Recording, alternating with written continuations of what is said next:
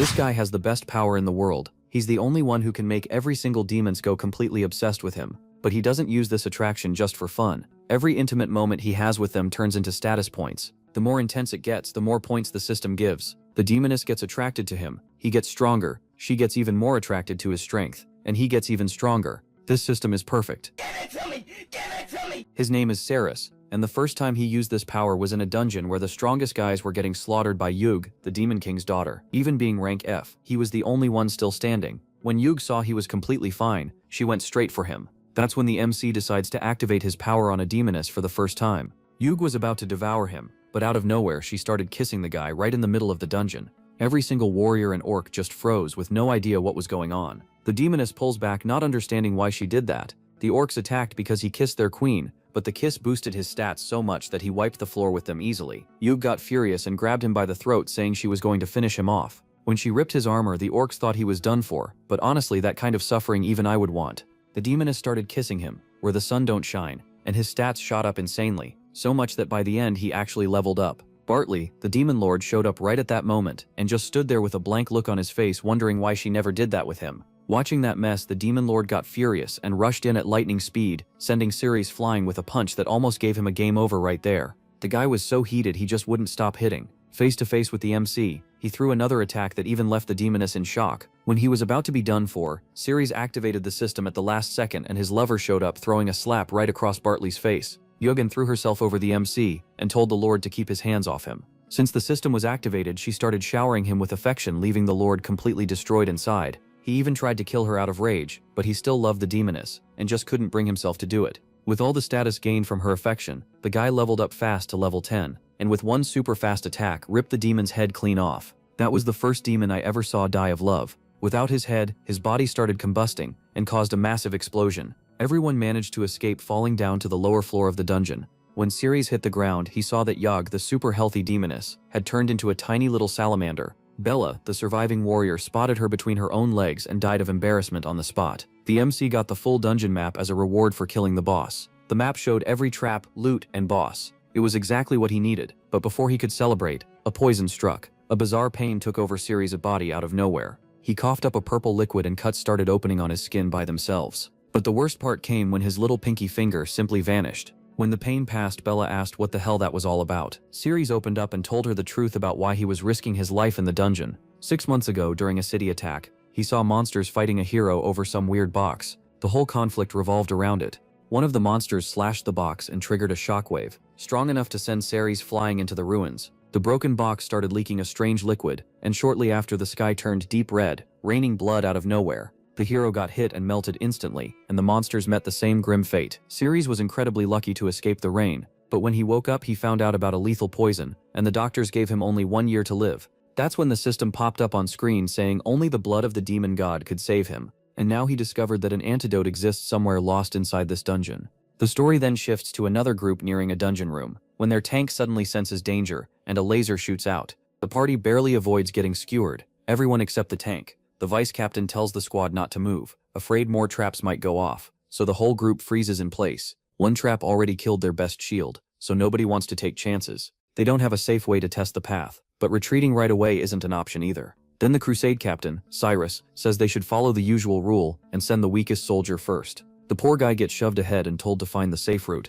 even if it costs his life. He can't refuse. Cyrus is clearly ready to kill him if he disobeys. As despair sets in, the vice captain offers another idea. He has a special arrow that can scout ahead and improve their odds, but Cyrus just cuts it in half. That only pushes the D-rank soldier deeper into despair. Cyrus calls the vice captain's tools useless and warns he'll kill him too if he keeps messing around. Then he orders the D-rank soldier to move. Shaking all over, the poor man takes a step. Luckily, no trap goes off, but the next step is worse, because he has no clue where it's safe. While he's trying to decide, the leader won't even let him think, and barks at him to keep going. Trembling, he lifts his leg and somehow makes another safe step. Every move now feels like pure life or death gambling. He knows that at this rate, he's bound to die. That fear overwhelms him and locks his body up. He panics, turns back, and begs to be allowed to return. But in his scramble, he steps on a trigger. A beam shoots straight through his head. The rest of the party is horrified, because the beam's path shows the traps can hit from almost any angle. As the body drops, Cyrus orders the next weakest person to step forward. Then the door suddenly opens by itself, and everyone looks over. Out walks our boy, totally not expecting to run into them here. And remember that decoy group from earlier. Bella and Cyrus were supposed to be part of it. What shocks the captain is that both of them made it this far alive. Just seeing Cyrus again makes him furious. To get why, we need to go back to what happened before they entered the dungeon. Cyrus got dragged in for somehow knowing private details about the captain's wife. Yeah, that mess blew up fast. He tried to explain himself, but the captain was already close to killing him over it. Cyrus swore he'd never do that, and claimed he was only training his eyesight. Then, to everyone's shock, he started listing the colors of their underwear. That was enough to flip the captain's men in seconds. They went from begging for mercy to saying he should die on the spot. Instead, Cyrus suggested throwing him into the decoy group as punishment. And that's how our boy ended up here, only to run into the same jerk again. Cyrus tells him to come over right now, but our boy knows it's a trap meant to set off the mechanisms. The vice captain says they should follow the path used by the decoy group instead of taking dumb risks, but the captain shuts that idea down too. He even acts like he's doing all this for the team's sake. Then Cyrus turns back to our boy and orders him to do his job. So he quietly opens the map feature and starts walking. Bella tries to stop him, scared he'll get blasted, but he knows exactly what he's doing, and the map tells him he's safe. The squad is stunned by how calmly he moves. They think he's just betting his life on blind luck. Step by step, he follows the system's exact route. Now the others start thinking this guy must have unreal luck. Meanwhile, he keeps moving without a pause, even turning and stepping ahead like he already knows the path. Still, his lousy F rank makes that hard to believe for them. Even though it's true, he even starts hopping around and somehow stays fine. For 1 second, Cyrus almost slips and nearly triggers a trap. The captain can't figure out why he still hasn't been blown apart. Cyrus is almost across, and after a few more steps, he passes the dead bait and stops right in front of the captain. Crossing the whole area, without setting off a single trap, leaves the group seriously impressed. Cyrus brushes it off as training, and says that proves they're innocent. But Cyrus still isn't satisfied, and almost slices his neck, demanding to know how anyone could pull that off. At the same time, he decides Cyrus will lead the way from now on.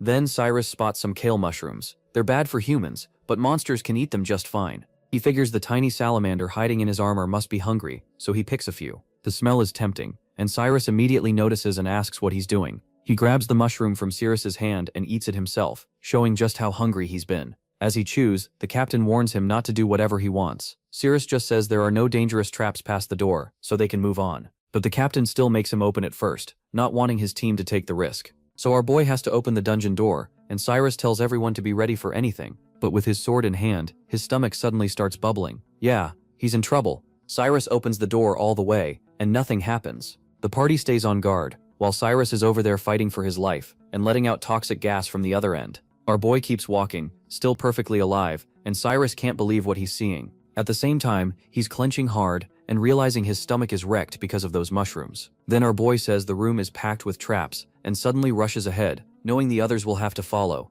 and that means even more pain for the idiot who ate the mushrooms. The rest of the party takes off after him, even though most of them don't know why. Cyrus is seconds from bursting and lets out another deadly blast. The funny part is that his team thinks the stink is coming from the dungeon itself, and that they're all about to die. Humiliated, he yells at everyone to run if they want to live. After that wild sprint, the team leader goes straight at Cyrus about the mushrooms, asking if this was all some setup by the D rank. Our boy twists it around so well the guy can't pin anything on him. Poor Cyrus can't even explain himself properly. One of the soldiers prepares a place for the captain to sit, but he obviously can't do that right now, so he pushes everyone to keep moving. Then he presses a blade to Cyrus's neck, and warns that if he runs off like that again, he'll kill him himself. The group keeps moving through the dungeon, avoiding trap after trap thanks to our boy. What they don't know is a sleeping dragon is nearby, unaware that humans entered her territory. Cyrus keeps guiding them forward, but monsters aren't the only ones watching. By now, the captain has noticed something strange. They haven't hit a single monster or trap. It's almost like Cyrus knows the dungeon by heart. The captain hates that thought, but he also knows someone this weak couldn't have reached this far alone before. Then Cyrus points out the boss room ahead, and to the captain, that means his use is over. He spots a huge spike hanging above Cyrus, uses his sword skill, and fires a tight wave of mana, cutting the spike so it falls right at our boy. The scumbag clearly plans to call it an accident, but just before it lands, a scorpion tail knocks it aside and lashes straight at the captain. The armored monster drops in, bringing part of the area down with it, and cutting Cyrus off from the rest of the team. The captain barely survives because he reacts in time. Cyrus, though, thinks this is the end for him. Then a voice speaks after spotting a human. The monster looks like a woman, and she makes her disgust for humans clear right away. Her name is Sadiel, and she says just seeing a human near her is revolting. A B-plus puppet scorpion under Sadiel's control stands before Cyrus and the team. Tien yells for everyone to get ready. Bella tenses up, struggling to even lift the sword they gave her. while Tien orders the tankers to move up and keep the monster from breaking through. The tankers raise their shields and form a wall.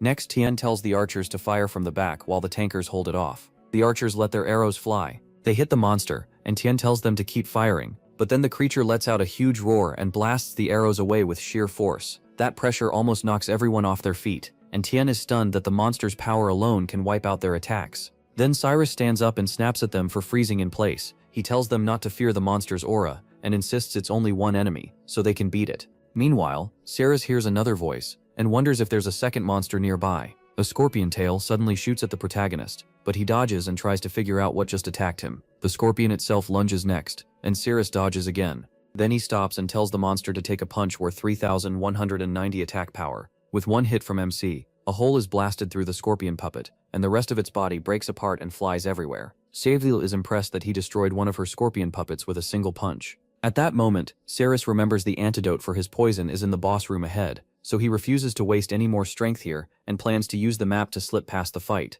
Saadiel stepped closer and said it didn't matter. She was going to throw away anything filthy humans had touched anyway. She told the protagonist she first planned to have her monster snap him apart, but now she'd do it herself. MC froze for a second, shocked to face another female monster, then shot back that his head wasn't some melon she could just twist off. Saadiel sneered and said she wouldn't dirty her hands by touching his disgusting body. She added that while her hands were enough to handle the humans outside, she was using them now to control the scorpion puppets through strings. Then she told Cyrus she'd finish him first, and after that she'd go outside and kill the rest. He yelled back that he was a hero, and protecting humanity was his job. Even if it burned through all his strength, he'd stop her here. Saadiel lunged at him, mocking whether he really meant that. With just one leg, she caught his head and slammed him to the floor. Right then, Cyrus's system activated and locked onto Saadiel as the target. She brushed him off, saying fools who overrated themselves meant nothing to her. Outside, the scorpion puppets suddenly stopped attacking. Seeing that, Tyree cheered and pointed out the monster's head was turning red, so their hits must finally be working.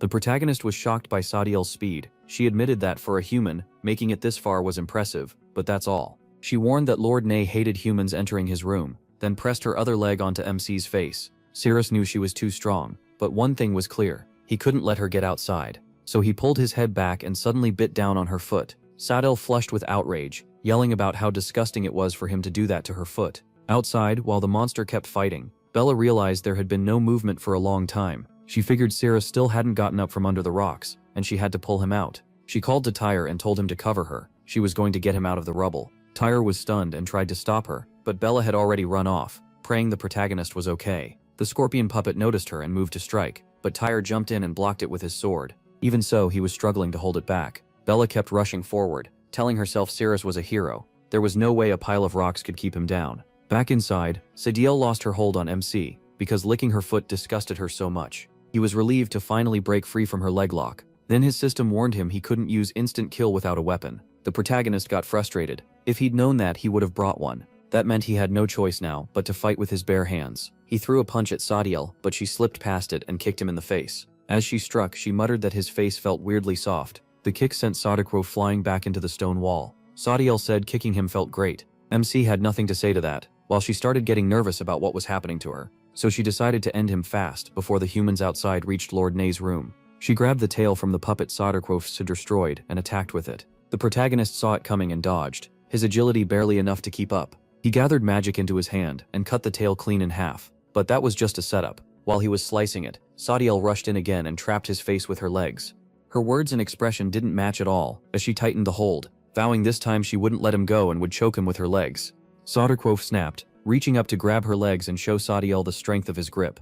The second he touched her, Saadiel felt strange and sprang away. A moment later though, she stomped right on his face again, furious that his dirty hands had touched her legs. She even used the broken tail pieces to pin his hand down. Sadako stunned. She'd turned the tail he just broke against him, and her control was so overwhelming he couldn't avoid her attacks. Again she pressed her foot onto his face, saying she was going to crush it. Even as she ground his face down, MC's power kept rising. Saadiel meanwhile was feeling better and better with her foot on him, until the agitation value climbed to 66. She told Sadako humans were born to be trampled under her feet, but her body was trembling, and outside the puppet fighting Cyrus and the others started shaking too. Tarkar took it as a good sign, and told everyone the monster was losing balance. They just had to hold on a little longer. Back inside, Saadiel was still enjoying herself. At the same time, Bella kept running toward the collapsed rocks when a scorpion tail swung at her. Tyre spotted it and shouted a warning, but he was too late. Bella was struck and sent flying, crashing into the rocks. Meanwhile, Sadiel started touching Sodakrov in places she shouldn't, and he yelled at her to stop, saying she wasn't allowed to touch him there.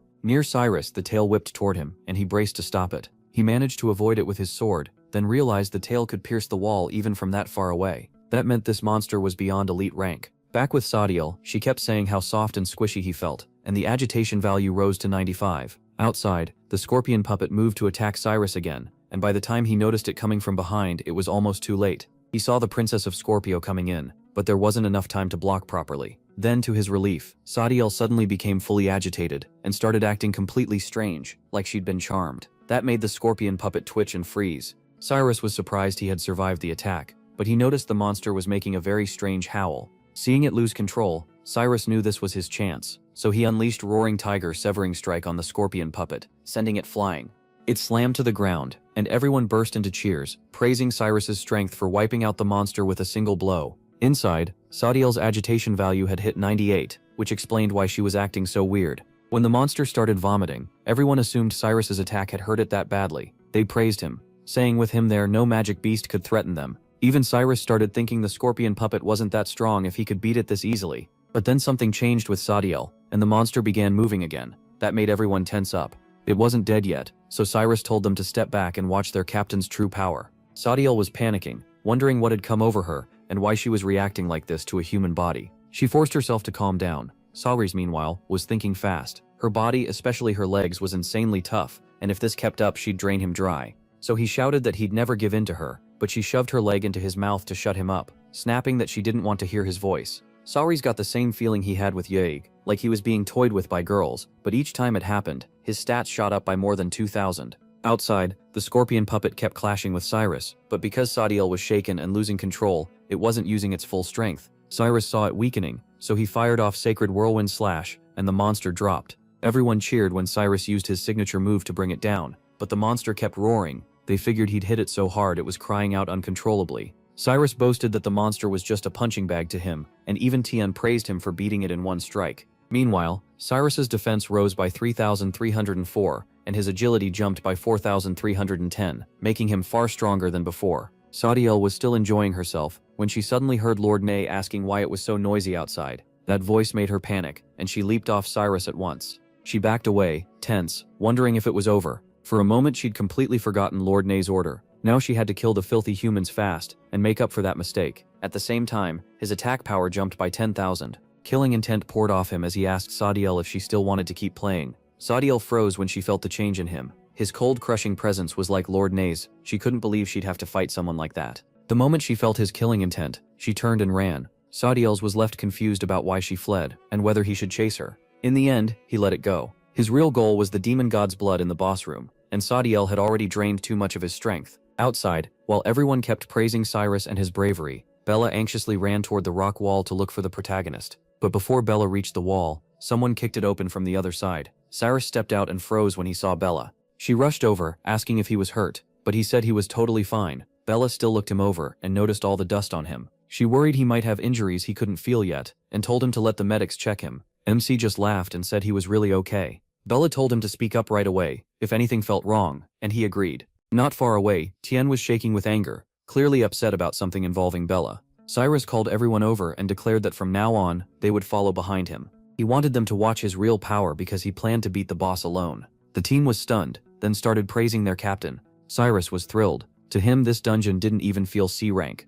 more like D rank at best. If he reported this back to the guild with a boss kill, a promotion would almost be guaranteed. Then the story cut to Lord Ney's room. Sadiel warned Ney that a very strong human was outside. She said his power had started out weak, then exploded to an absurd level in an instant. She urged Ney to be careful with that human. In a strange voice, Ney asked Sadiel what order she had been given. Nervous, Sadiel answered that she had been told to guard the door and keep anything from entering the room. Hearing that, Ney snapped and demanded to know why she had been outside messing around with a human. Sadiel tensed up and tried to answer, but before she could, Ney attacked her. A huge blast went off behind Sadiel, and the beam tore through her, taking her down at once. Ney shouted that she didn't want to hear any pathetic excuses. Then she lifted Sadiel with magic and hurled her onto a pile of monster and human corpses, saying she might as well be firewood. Lying there, Sadiel weakly murmured that she didn't want to die yet. When she landed on the bodies, a pool of green liquid could be seen nearby. Nay said that after waiting so long and burning through thousands of humans and monsters, the blood of the demon god had finally started to boil. Right then, someone smashed through the door and stormed into Nay's room. Nay turned at the noise and demanded to know who was bold enough to enter her room. Cyrus answered that it was him, her daddy, and he came to beat the hell out of her. At the same time, Cyrus spotted the blood of the demon god. His system told him that drinking it could remove the toxins in his body. Nay then asked if Cyrus was the strong human Sadiel had warned her about. The protagonist stared at the green blood and wondered if that was the thing that could cure him. Cyrus told everyone to listen. Nobody was to move without his order. He said he would handle the boss of this C-rank dungeon by himself. The others cheered him on, shouting for Cyrus to show the boss what humans could do. Cyrus was shocked that the item on the platform really was the blood of the demon god. Meanwhile, Cyrus charged straight at Nay while the others yelled for him. Once he got close, Cyrus leaped up and told Nay to feel terror. Nay blocked it with just her thumb. A fierce yellow beam burst out from the clash, burning away all of Cyrus's outer armor. The hit launched him back into the air and slammed him into the wall. Everyone was stunned and rushed over, asking if he was okay. Nay mocked them,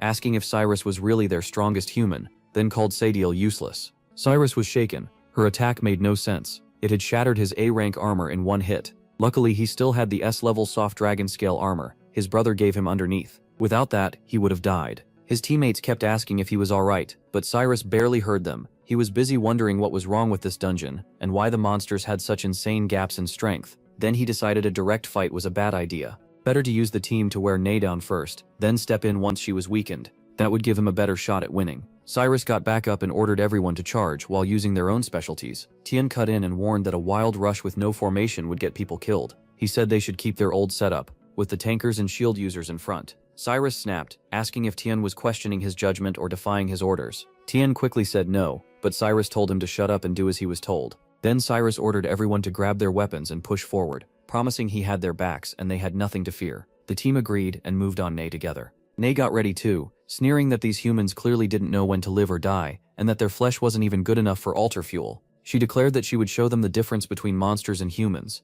then unleashed a huge despair attack. Most of the group was burned by it. Cyrus grabbed Bella and Mark and pulled them out of the attack's range. Most of the others were badly burned, and several were wounded. Even Cyrus barely got clear, but his sword was burned to ashes. He stared in shock at the remains of his weapon. Nai rose into the air and mocked him, asking if he wasn't the one who promised to make her feel terror. Cyrus instantly understood he couldn't win, and started thinking about escaping. Tien stood frozen at the sight of his burned teammates. Then he saw Cyrus trying to flee, while yelling for everyone to retreat. The survivors obeyed and ran from the boss room. Hearing that order from Cyrus made Tien furious. But just then, someone grabbed Cyrus by the hand. He turned and saw MC. Holding him in place, MC reminded Cyrus that he had called himself the team's solid support, and said the fight wasn't over, so he wasn't allowed to run. Cyrus tried to yank free, but his grip wouldn't budge. He barked that he was the captain, and his word was law. If he wanted to stay and die, fine, but he wasn't dragging Cyrus down with him. Even Nay was enraged. She demanded to know how Cyrus could invade her room, cause chaos,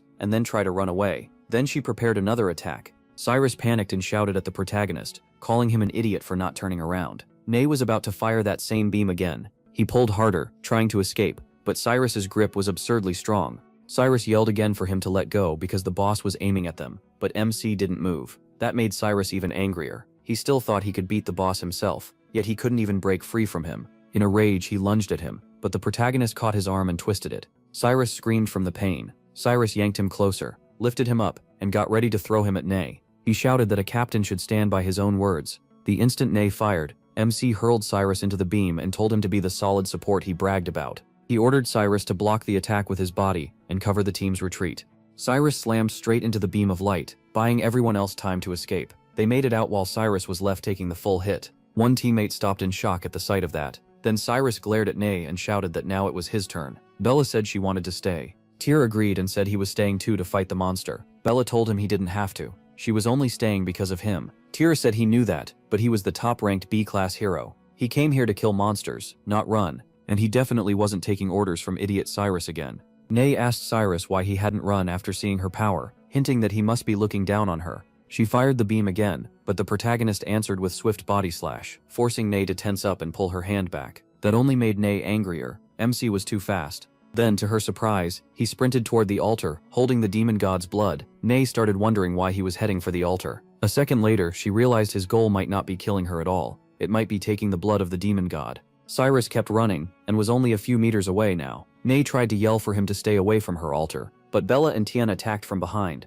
saying this was their best chance. Nay easily caught both of their swords, then aimed at the protagonist, and cursed his speed. Bella shouted at Nay not to touch Cyrus. She and Tian both tried to force Nay back, and just as Nay fired, her footing slipped slightly, throwing off her aim. Because of that miss, MC dodged the attack. He jumped toward the altar, thrilled that he was finally about to get what he wanted. But when he got close, he spotted a magic circle. The sight made him tense, and the moment he touched it, it exploded. The blast knocked him away from the altar. Nay said she had made that magic circle herself, and as long as she lived, no living thing could pass it. Cyrus agrees, rushing in and forcing down the demon god's blood to cure the poison. Just wasn't going to work. To move forward, they have to beat the boss first. Then he noticed something hidden in the cracks of the wall. At the same time, Nay tossed Bella and Tyr aside, calling them arrogant for thinking they could handle her. They slammed into the ground and took minor injuries. Cyrus froze when he realized it was the same female monster that had escaped him earlier, and he couldn't figure out how she got here. Shaking, Nay begged the protagonist to stay quiet and not let Nay notice her. Nay said his ritual needed a calm mind, so once he killed them all, he would settle his anger. That made MC tense up. Bella was in real danger. Before leaving, Cyrus set the kale mushroom in front of Sadiel. Sadiel stared at it, wondering if the kale mushroom could really restore her strength. He rushed toward Bella, yelling that he was on his way. Meanwhile, Sadiel picked up the mushroom and started eating it. Soon, tears of joy filled her eyes. Then the protagonist system announced that Sadiel had developed feelings for the host. Because of that, he met the conditions to unlock weapons, and new weapon options opened up. A bunch of unknown cards with question marks popped up in front of him, and the system said he first needed to read the weapon rules. Meanwhile, Tian stepped in front of Bella and told her he'd hold the boss off while she escaped. Bella shot back that her leg bone had cracked again, so he needed to run without her. Tian's yelled at the system to skip all that. People needed saving, and he had no time for useless explanations. The system obeyed and told him to pick a card. MC grabbed one at random. A red glowing sword appeared in his hand. The system announced he had obtained the exploding garment, Divine Sword. Enraged, Tian's leaped at Nay and told her to test his new weapon and die. He swung at her, but she caught the blade with one hand and laughed, saying he had fallen right into it. Bella and Tyr were just bait. Her real target had always been him. Then she fired a light beam and mocked him, asking how he'd escape at this distance. The protagonist shouted back not to underestimate him. He never said he planned to dodge. He poured all his strength into a slash. Even so, it only left a small cut on Nay's hand. She laughed, saying he used everything he had and barely scratched her. Not even blood came out. To her, that was the gap between humans and monsters. But then the top part of her dress suddenly tore apart. She froze in shock and asked where her clothes had gone. Bella and Tyr were both stunned and embarrassed that MC had stripped the boss. MC was tense too because Nay was insanely strong. Then his screen explained the sword's effect. A hit made the enemy's clothes explode, and if the target became naked, it would trigger the ultimate move, Divine Sword Descent. Nay exploded with rage, calling it a filthy trick, and swore she would destroy him no matter what. The protagonist swung again, but this time she avoided it. He realized the earlier hit landed on her palm, and that was enough to blow apart the clothes above. So if he connected one more time, he could tear off the robe underneath, by going for her legs. After that, he'd remove her mask and trigger the ultimate move, so his plan was simple. Get close and keep using Swift Body Slash. Tian's was sure Neishin couldn't fully avoid him. Then the system warned him he only had enough magic for 6 uses. The skill had a 10-second cooldown, and switching to a fresh target would reset it right away. Hearing that, MC was annoyed and thought the skill was way less useful than he hoped. When the system asked if he wanted to turn it off, he firmly refused. Now he was in a tough spot. Tian Sears decided he'd just have to try anyway, and charged at Nay with Swift Body Slash. Nay jumped into the air and dodged. Sears tensed up after missing again. Meanwhile, Nay was confused about why he kept aiming at her legs when her top was already gone. Was Cirrus trying to strip off the rest too? A moment later, Cirrus rushed in once more, but Nay snapped a kick straight at his face. The blow sent him flying. Still, he used his sword to steady himself and landed back on the ground. Pain shot through him. His nose was nearly broken, and it hurt badly. Then he remembered the agony of his body melting when the toxin spread, and compared to that, a broken nose was nothing. Furious, Cirrus charged Nay again, yelling that this kind of pain meant nothing to him. Each second dragged on forever, as Cirrus closed the distance. The moment he reached her, the countdown hit 1. He knew he could attack now. As he rushed in, Nay fired her laser beam, but Cirrus dodged it. That made Nay tense up, and Cirrus came in with Swift Body Slash from point-blank range, wondering how she could possibly dodge now. He struck her, thinking he'd finally landed it, but he had only hit her tail. Nay was already in the air. She told him she never said she planned to run. Then she shouted that if she wasn't worried about exposing herself, she could have used bigger moves, and with his level of speed, she would have burned him to ash long ago. That made Cirrus tense up as Nay fired another laser beam. He tried to dodge with his skill and counterattack, but the screen showed it was still on cooldown. Frustrated that 10 seconds felt so long, Cirrus had no choice but to meet the attack head-on. He swung his sword directly, using all his strength, and somehow knocked the laser aside. The clash between the slash and the beam caused a huge explosion. Even Tyr was stunned. He couldn't believe Cirrus had blocked the boss's attack face to face. It made no sense. Before this expedition, Cirrus had only been judged around F rank, and even Tyr, a B rank fighter, couldn't step in against her.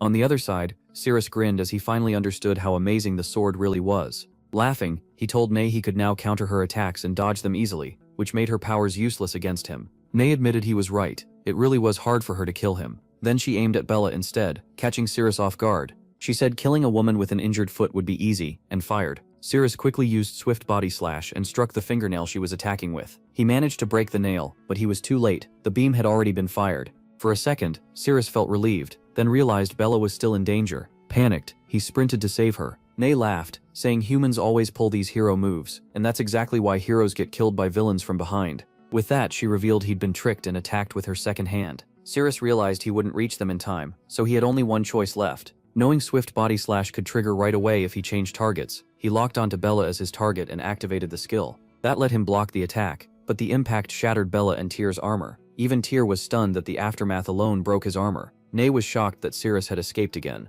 Then she noticed something strange at the altar, and realized she'd been so focused on the fight that she forgot to add firewood to keep the demon god's blood hot. If the altar cooled, all her work would be wasted, and she'd have to wait another 100 years. At the same time, Bella started acting strangely, asking why she felt so hot and weird. The system showed her agitation had reached 91. She already had feelings for Cirrus, and locking onto him made that attraction even stronger. Bella moved close and grabbed Cirrus's face like she was about to kiss him. Tian could only stare. Just as her lips were almost on his, Cirrus flashed back to when Bella was 8. In that memory, she looked scary as she asked what he was staring at. Hadn't he ever seen a gorgeous woman before, or did he want to kiss her? Back in the present, Cirrus quickly leaned away and said he didn't want to kiss her. Tian also asked Bella what was wrong and if she had really been about to kiss Cirrus. Bella wondered if she had really made the first move on her own. Her body acted by itself, and she had even stuck out her tongue in the middle of a fight. She turned bright red, tense, and deeply embarrassed. Tian angrily asked why her face was still red, and why she was sweating. Was she poisoned? Hallucinating? Had she lost control of her body? He convinced himself that had to be it, otherwise she would never do something like that. Meanwhile, Nay focused on the altar, knowing that once the demon god's blood cooled, it would take 100 years to boil again. Then she dragged over the corpses of monsters and humans, saying she refused to wait that long again. This time, she decides to burn up every last drop of the demon god's blood. Hearing that, Cirrus tenses up and asks if she really plans to burn it all away. He knows he has to stop her fast, but the boss is so quick he can barely land a hit. That leaves him with one choice: get strong enough that the boss can't dodge anymore. Nay keeps throwing bodies into the altar, hoping the fire will raise it to full heat. At the same time, Cirrus plans to use the explosive garment divine sword's ultimate move and take her out. Cirrus rushes to Bella and says he found a way to beat the boss, but he needs her help for a moment.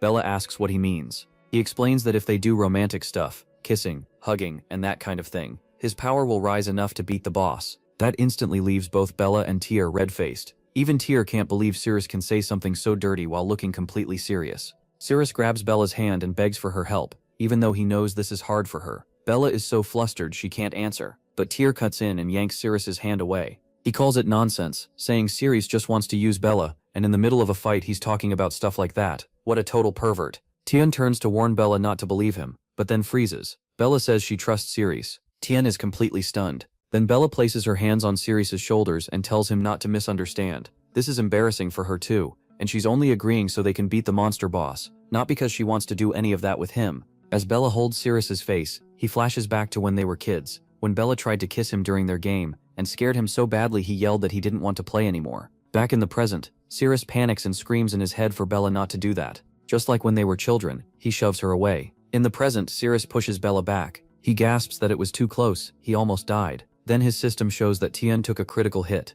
Bella, meanwhile, can't figure out why Cirrus pushed her away. A notification pops up. Cirrus gains a level, and every stat jumps by 5,000. He realizes it's because of Mark, and feels relieved that he doesn't have to touch Bella and relive that awful memory. So Cirrus tells Bella that if this is too hard for her, they should forget it. He'll beat the boss himself. That makes Bella look down, and she asks him to wait. What if he still can't win, and ends up needing her after all? By now, Bella's agitation value has climbed to 99. Sarisu makes a teasing face, says he doesn't need her help, and charges at Nai. Bella looks hurt and asks why. She can't help wondering why Cerise has no interest in her at all. Tian cuts in and says he gets it now. Cerise is stronger than him, so that's why Bella likes him. Still, he wants to ask something, and Bella wonders if it's that again. Meanwhile, Cerise thinks about what he needs for the finishing move. He has to hit the boss's head and legs at the same time. He almost got her leg earlier. Now that all his stats are 5,000 points higher, he knows that with the right timing and swift body slash, he can pull it off. On Nai's side, she's confused because the altar still hasn't connected and the heat is too low.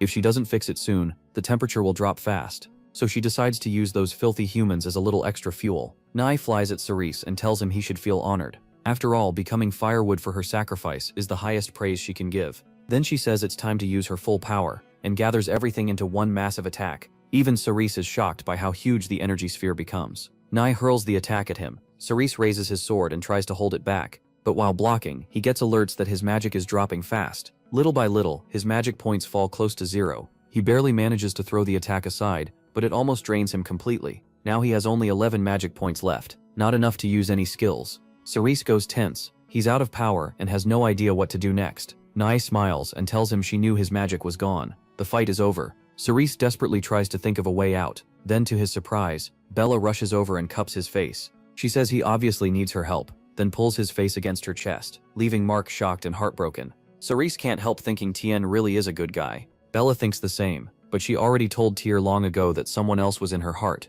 and that never changed from childhood to now. Because Bella and Tyr both end up heartbroken, Cerise gains 5 levels, and light starts pouring from his body. The protagonist feels a huge wave of power rise inside him. Then a message appears. All his stats have increased by 27,500 points. Nai is stunned. In her mind, that should be impossible. MC shouldn't have anything left to fight with. Now Cerise shines even brighter, like he's reached a whole new level of power. Nai sneers that no matter how much stronger he gets, he's still only human, an ant compared to monsters. But before she can finish, he charges in and swings with everything he has. Nai moves to dodge, sure she can avoid it. Still, the protagonist cuts across her with a lightning-fast slash. She doesn't notice at first, but when her mask and robe split apart, she realizes in shock that he really destroyed her mask. At that moment, Cerise gets a system message. His ultimate move, Holy Sword Descent, has been unlocked. Nai screams in fury, demanding how he dared ruin her face. She gathers all her power again and compresses it into a ball-like beam. MC attacks her at the same time. Nai fires back to counter him. A massive explosion tears through the room. Her own beam hits her too. The ground is wiped out in seconds, leaving only the strip where Cerise stands. Even Bello and Tyr are badly shaken by the blast. When the smoke clears, he sees Nai lying unconscious and thinks he's won. But his system shows Divine Sword Descent is now on a 20-second cooldown. He runs to the altar, only to stop in shock. The magic altar is still working. He can't understand why it hasn't shut down. Then Nai's voice rings out. She asks if he really thought he had won, because she'd never let filthy humans touch the demon god's blood. Cerise checks the cooldown and sees 9 seconds left. He yells back that he'll finish her in 9 seconds. But then the protagonist glances at Bella and sees her health is almost gone. She's right on the edge of death. Nai rises and shouts that as long as she's alive, she won't let him win. She calls him forward to see who triumphs, humans or monsters. Cerise is trapped in a terrible choice: save Bello and Tyr, or stay and keep fighting over the demon god's blood. In the end, he chooses Bello and Mark. That means leaving Nai alone for now. MC quickly flies toward the exit. For a moment, Nai relaxes and thinks humans really are fools. Meanwhile, he orders the map to open and show the shortest path out. He has to reach a hospital as fast as possible, but the moment he gets out, monsters attack him. Cerise immediately prepares to fight back. All this time, Bella stays unconscious. In her dream, she goes back to childhood, hearing everyone laugh at her looks and ask who would ever want to kiss her. Even then, she still wanted to play house. Instead, the other kids cruelly tell her she should play the gorilla. Then Cerise walks up, and some children warn him not to get close or he'll catch her ugliness too. To everyone's shock, the protagonist slaps one of the boys. The story shifts back to the present. There, MC cuts down a monster with swift body slash. Back in Bella's dream, the boy he slapped is there, as he tells her the game isn't over. Since he's a boy and she's a girl, he says he'll be the dad, and she'll be the mom. He promises he'll take responsibility for her. In the present, after beating the monster, Cerise tells Bella she'll be okay. At the same time, Nai looks at the altar and realizes it still needs more fuel to keep the temperature up. With no other choice left, she decides to sacrifice herself. Elsewhere, the protagonist keeps fighting through the monsters blocking his path. Back in the boss room, Nai throws herself into the altar as fuel and breaks apart. Before fully dying, she cries out to the holy demon god that she can no longer serve him herself. Meanwhile, Ceres battles a dragon monster and strikes with his sword, but right after he defeats it, the exploding garment divine sword disappears. His system says the enemy is dead, so the weapon has returned to the system. It won't be available again for 12 hours, but MC decides it doesn't matter, they're almost out. Outside the dungeon exit, he and his teammates finally make it out alive, and everyone is overjoyed. As the protagonist thinks about how close he came to dying in that underground dungeon, he remembers even his dragon scale armor got destroyed because of that dam. He figures the protagonist should be dead by now, killed by the dungeon boss.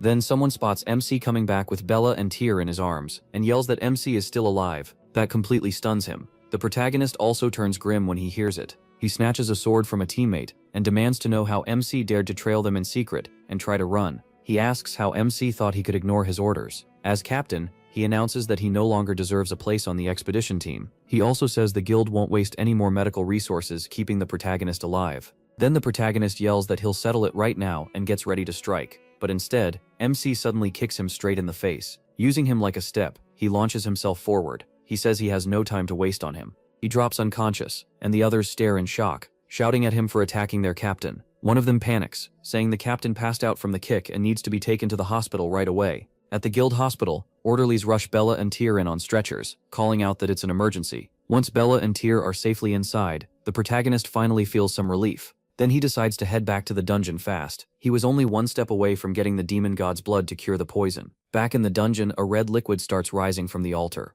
Little by little, it lifts higher. Soon it begins forming a human shape. Sadiel watches the whole thing, and wonders what boss Nay summoned by sacrificing herself. It turns out Nay had been living as Bio, and no one knew she was actually a girl. The red mass takes the shape of a dress, and then a hand reaches out from inside it. The moment it appears, the pressure in the room turns heavy. Sadiel goes stiff from the feeling. To her, it feels like countless needles are stabbing deep into her bones. A human-like monster steps out of the red mass and says this place feels strangely familiar, like it belongs to her. When Azathoth first appears, she has a boyish body with long hair like a girl. Terrified by the pressure, Sadiel tries to run, thinking this place has become far too dangerous. Azathoth senses Sadiel nearby, and walks over to the wall, pressing it with one finger. That single touch makes the whole wall collapse. The monsters on the floor above are shocked, and wonder why their level is suddenly blowing apart. Azathoth did it to expose the one she felt hiding there. After the fall, the monsters are all injured, and guess boss Nay might have done it. Then one of them shouts for everyone to look up. They can see the sky because the underground dungeon has caved in. They wonder if Nay caused it, but quickly reject that idea, realizing it would take power beyond boss possessed. While they're arguing, Azathoth cuts in and says Nay is dead, so now she needs a servant. The monsters tense up, unsure if they should flee or stay. One monster steps forward and says their line survived through great power, so they'd gladly serve someone even stronger than boss Nay. The rest quickly start begging to serve too. Azathoth snaps that they're all too ugly and wipes them out. She says she has no interest in ugly servants. Then she walks towards Sadiel, calling her pretty. Azathoth tells Sadiel to look up and open her mouth. With tears in her eyes, Sadiel obeys.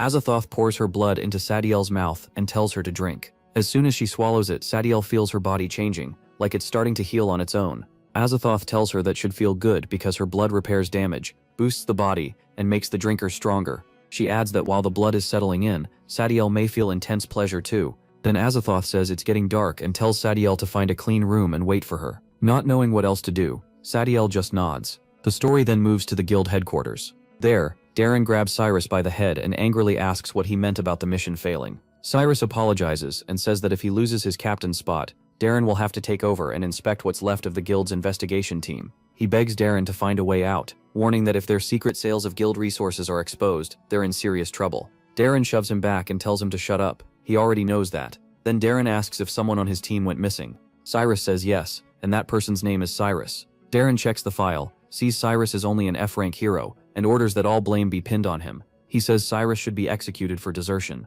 Back in the dungeon, Cyrus is confused when he sees the place has collapsed. He rushes to the altar, hoping his antidote is still there, but when he gets there, he sees it's gone. At the same time, Sadiel waits quietly for Azathoth. Suddenly, Azathoth places her hands on Sadiel's shoulders, and Sadiel nervously asks her not to do that. Instead, Azathoth hugs her from behind, leaving Sadiel frozen in shock. She feels something soft against her back. Since Sadiel thought Azathoth was a boy, the feeling throws her into confusion. Then Azathoth whispers in her ear, and Sadiel, flustered, slips out of the hug.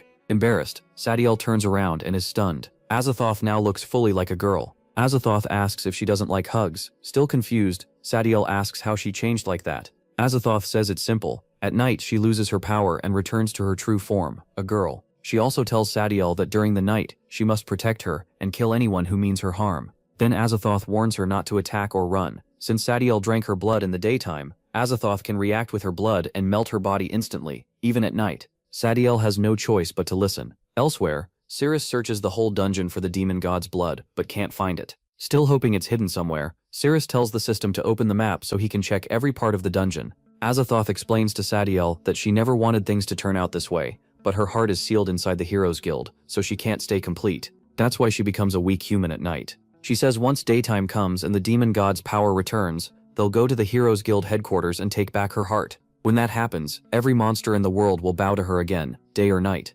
Suddenly, Sadiel hears footsteps coming closer. She moves to check who it is. Azathoth stops her and says that in any fight, Sadiel must stay within 5 kilometers of her. If she goes farther, Azathoth will treat it like an escape attempt and dissolve her body. She asks if Sadiel understands, and Sadiel says yes. Meanwhile, Cirrus gets a message from the system saying the demon god's blood is in Neza's underground dungeon. He's glad to learn it really is there. Cirrus runs toward the room where Azathoth and Sadiel are, thinking it's the last room he hasn't checked. Before he arrives, Sadiel hides beside the door, ready to ambush him. She throws a kick at Cirrus, but he dodges it with ease. Sadiel is shocked when she realizes he's the same human she met that morning. At the same time, Azathoth suddenly feels strange as her body starts twitching. That usually only happens when she's near her heart. Sadiel asks why Cirrus came back when Nazel already dead, and tells him to leave before sunrise. Cirrus is shocked to see her body has healed enough to fight, then asks if she liked the mushroom-flavored snack he gave her. Embarrassed, Sadiel quickly says it tasted awful. She calls it the worst mushroom she's ever eaten,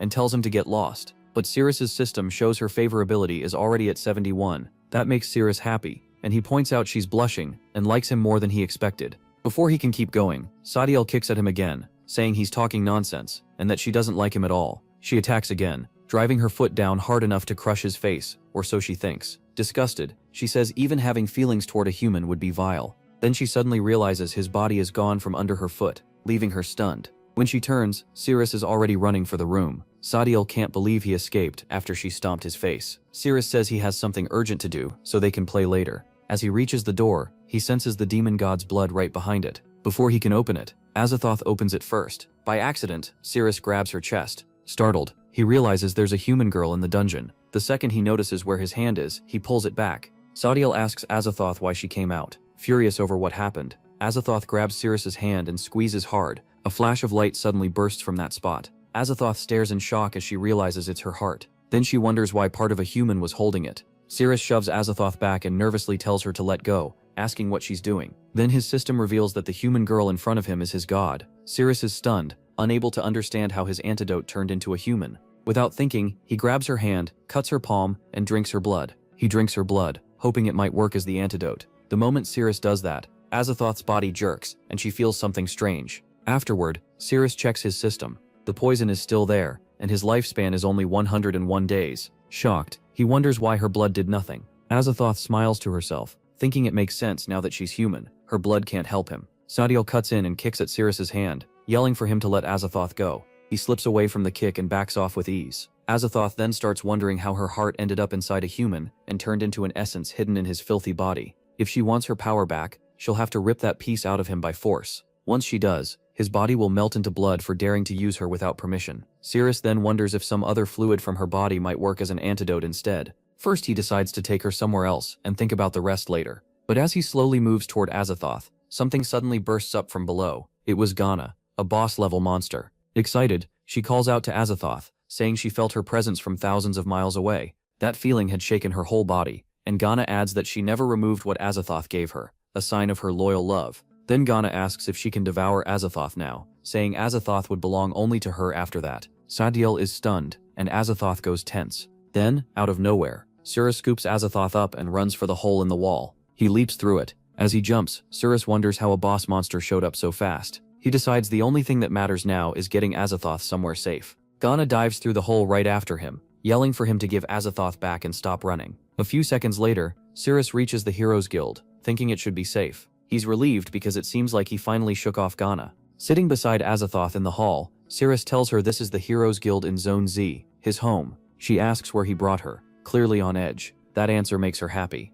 If it's true, things just got easier. Once she gets her power back, she can wipe them all out for what they did with her heart. So Azathoth gets up and grabs Cirrus's face. Looking helpless, she says a terrible monster cursed her, and if she doesn't mate with a human soon, she'll die. She begs him to save her. Cirrus answers that he's a noble, righteous hero, and he would never take advantage of someone that way. Still, Azathoth climbs onto him, and with a pitiful look, says she's in terrible pain right now, and pleads again for help. That leaves Cyrus shaken. He can't believe he's stuck in such an embarrassing mess. Part of him says a true hero should never use someone's weakness like this, but then he thinks a hero also can't ignore someone who's suffering. So Cyrus reaches toward her, telling himself he's willing to suffer alone if that's what it takes to save her. At the same time as Azathoth leans in for a kiss, she thinks that once she pulls his essence out and gets her power back, she'll destroy every last one of them. But right before their lips meet, Cyrus notices something between her legs and asks, confused, if that's a tail and why it's there. Then it hits him. Tails are supposed to be in the back. If hers is in front, that's not a tail at all. It's a male private part. Realizing that, Cyrus freezes and shoves Azathoth away. Terrified, he scrambles backward, and Yug tumbles out of his pocket. Staring at Azathoth, Cyrus nervously asks why she has a sword between her legs. Azathoth moves in close, and in a teasing voice, reminds him that he already agreed to save her. She knows dawn is near, and her body is changing. Azathoth has two forms. By day, she becomes a boy, and by night she's a human girl. So she puts a hand on his leg and leans in again, saying he can't take back his word. Cyrus is completely panicked. Luckily for him, something unexpected happens. Yug starts to transform. Even Azathoth pauses, confused about what's happening to his pet. In seconds, Yug returns to her monster form and starts whining that she's starving. She begs Cyrus for help again, calling him her master. Cyrus quickly grabs the chance. He tells Azathoth Yug needs him more right now, so he'll help Yug first and come back to her after. Azathoth doesn't even know what to say. Meanwhile, Yug is annoyed that his pocket was too cramped to even stretch in. Cyrus rushes to the kitchen, saying he'll make Yug something to eat. Once there, he starts cooking and uses it to buy himself time. Still, his mind keeps racing. If he doesn't help Azathoth, she'll really die, and he has no way to fight back either. So he starts wondering if he truly has to mate with her. Before long, he gets frustrated because he can't make up his mind. While he cooks, Azathoth sneaks up behind him, thinking she can just wait until morning to get her powers back. Cyrus notices her, but acts like he didn't. That makes Azathoth realize he has no intention of going along with her plan, so she decides that if Cyrus won't agree, she'll have to force him to do it. Without warning, Azathoth moves close and reaches for that spot, but Cyrus snatches up the food and runs outside to Yug. He says the meal is ready, and he has to help Yug first. Azathoth burns with anger because her weak human body can't overpower Cyrus. When MC steps out of the kitchen, he spots Yug's tail sticking out of the bathroom and goes to check. Inside, he finds Yug drinking toilet cleaner and stares in shock, wondering how she can possibly be okay. To his surprise, Yug is smiling and says it tastes great. In the next moment, Yug starts eating the food. Azathoth walks up to him and says he already fed Yug, so now it's her turn. He asks her to calm down and hear him out first. Instead, Azathoth snaps and yells that she doesn't want excuses, she wants it now. Right then, his system pops up with a notice that the weapon return time has arrived. Still worked up, Azathoth rips the protagonist's clothes to shreds, leaving him stunned and barely covered by a scrap of cloth. Blushing, she slowly moves toward MC. At the same time, his system tells him the mission is to run through the streets and wave at 33 people. He explodes, shouting that he'll never do something like that. Then the system warns him that if he fails, he'll be dragged back into Advanced Paradise in reverse. A door appears behind Ceres and slowly starts to open. He waits nervously to see what's on the other side. When it opens, he's horrified to find a bunch of boy dummies calling for him to come play. The protagonist yells that this looks even worse than running through town half naked. He desperately tries to figure out how that tiny cloth can hide anything. It's too short to cover his waist, and the back would be wide open. Even if he stands there using both hands to block himself, he still can't wave at people. Frustrated and near tears, MC realizes he's doomed to be exposed no matter what. Without another thought, he bolts for the door and tells Yug to watch Azathoth, because he'll be outside for a few minutes. Yug is amazed to see Cyrus run out with almost no clothes on, and wonders if that's how humans go outside. Azathoth meanwhile feels gloomy because now she has to wait until morning. Yug offers her some toilet cleaner, saying it tastes good, but Azathoth flatly refuses. Outside, he uses the cloth to cover his face, deciding that's the best way to avoid being recognized. Then he heads for the barbecue plaza, knowing there should be plenty of people there. And things get even worse when Cyrus reaches the plaza. Ghana senses him and shows up too. She's annoyed that he managed to escape her so fast. As soon as he gets there, the protagonist starts waving to draw everyone's attention. A girl spots him first and screams that a pervert is calling out for help. More people rush over, and in the chaos, MC slowly chips away at the mission. He manages to finish a third of it with only 7.5 seconds left. Soon, several men start chasing him for running through the city without proper clothes, as he heads toward an even busier area. Then the story cuts back to the protagonist's home, where Sadiel appears at the window. Yurling tenses up the second she sees someone there. Sadiel relaxes when she spots Azathoth, then warns them they're in the city of the Brave Heroes Guild. If they're found, it'll be dangerous, so they need to leave fast. But Azathoth says dawn is almost here, so hiding is pointless now. Then she orders Sadiel to find Ceres, Once the sun rises, Sadiel is supposed to spill her blood on the ground so Azathoth can track him. Sadiel agrees and runs off to look for MC. As she goes, she wonders what will happen to him once the essence is taken back, whether humans really turn into blood. That thought leaves her uneasy. Then she suddenly hears people shouting and looks down from above. Sadiel looked down and froze. Saris was running naked through the street while people chased him. Even so, he kept waving at everyone, leaving his pursuers confused. Then the system showed he had finished 2/3 of the mission, and he got excited. He only needed a few more greetings. Out of nowhere, a giant spider monster jumped in and attacked the people chasing him. Hearing the chaos behind him, the protagonist turned around. He was stunned by what he saw. People nearby started yelling for everyone to run and called for backup.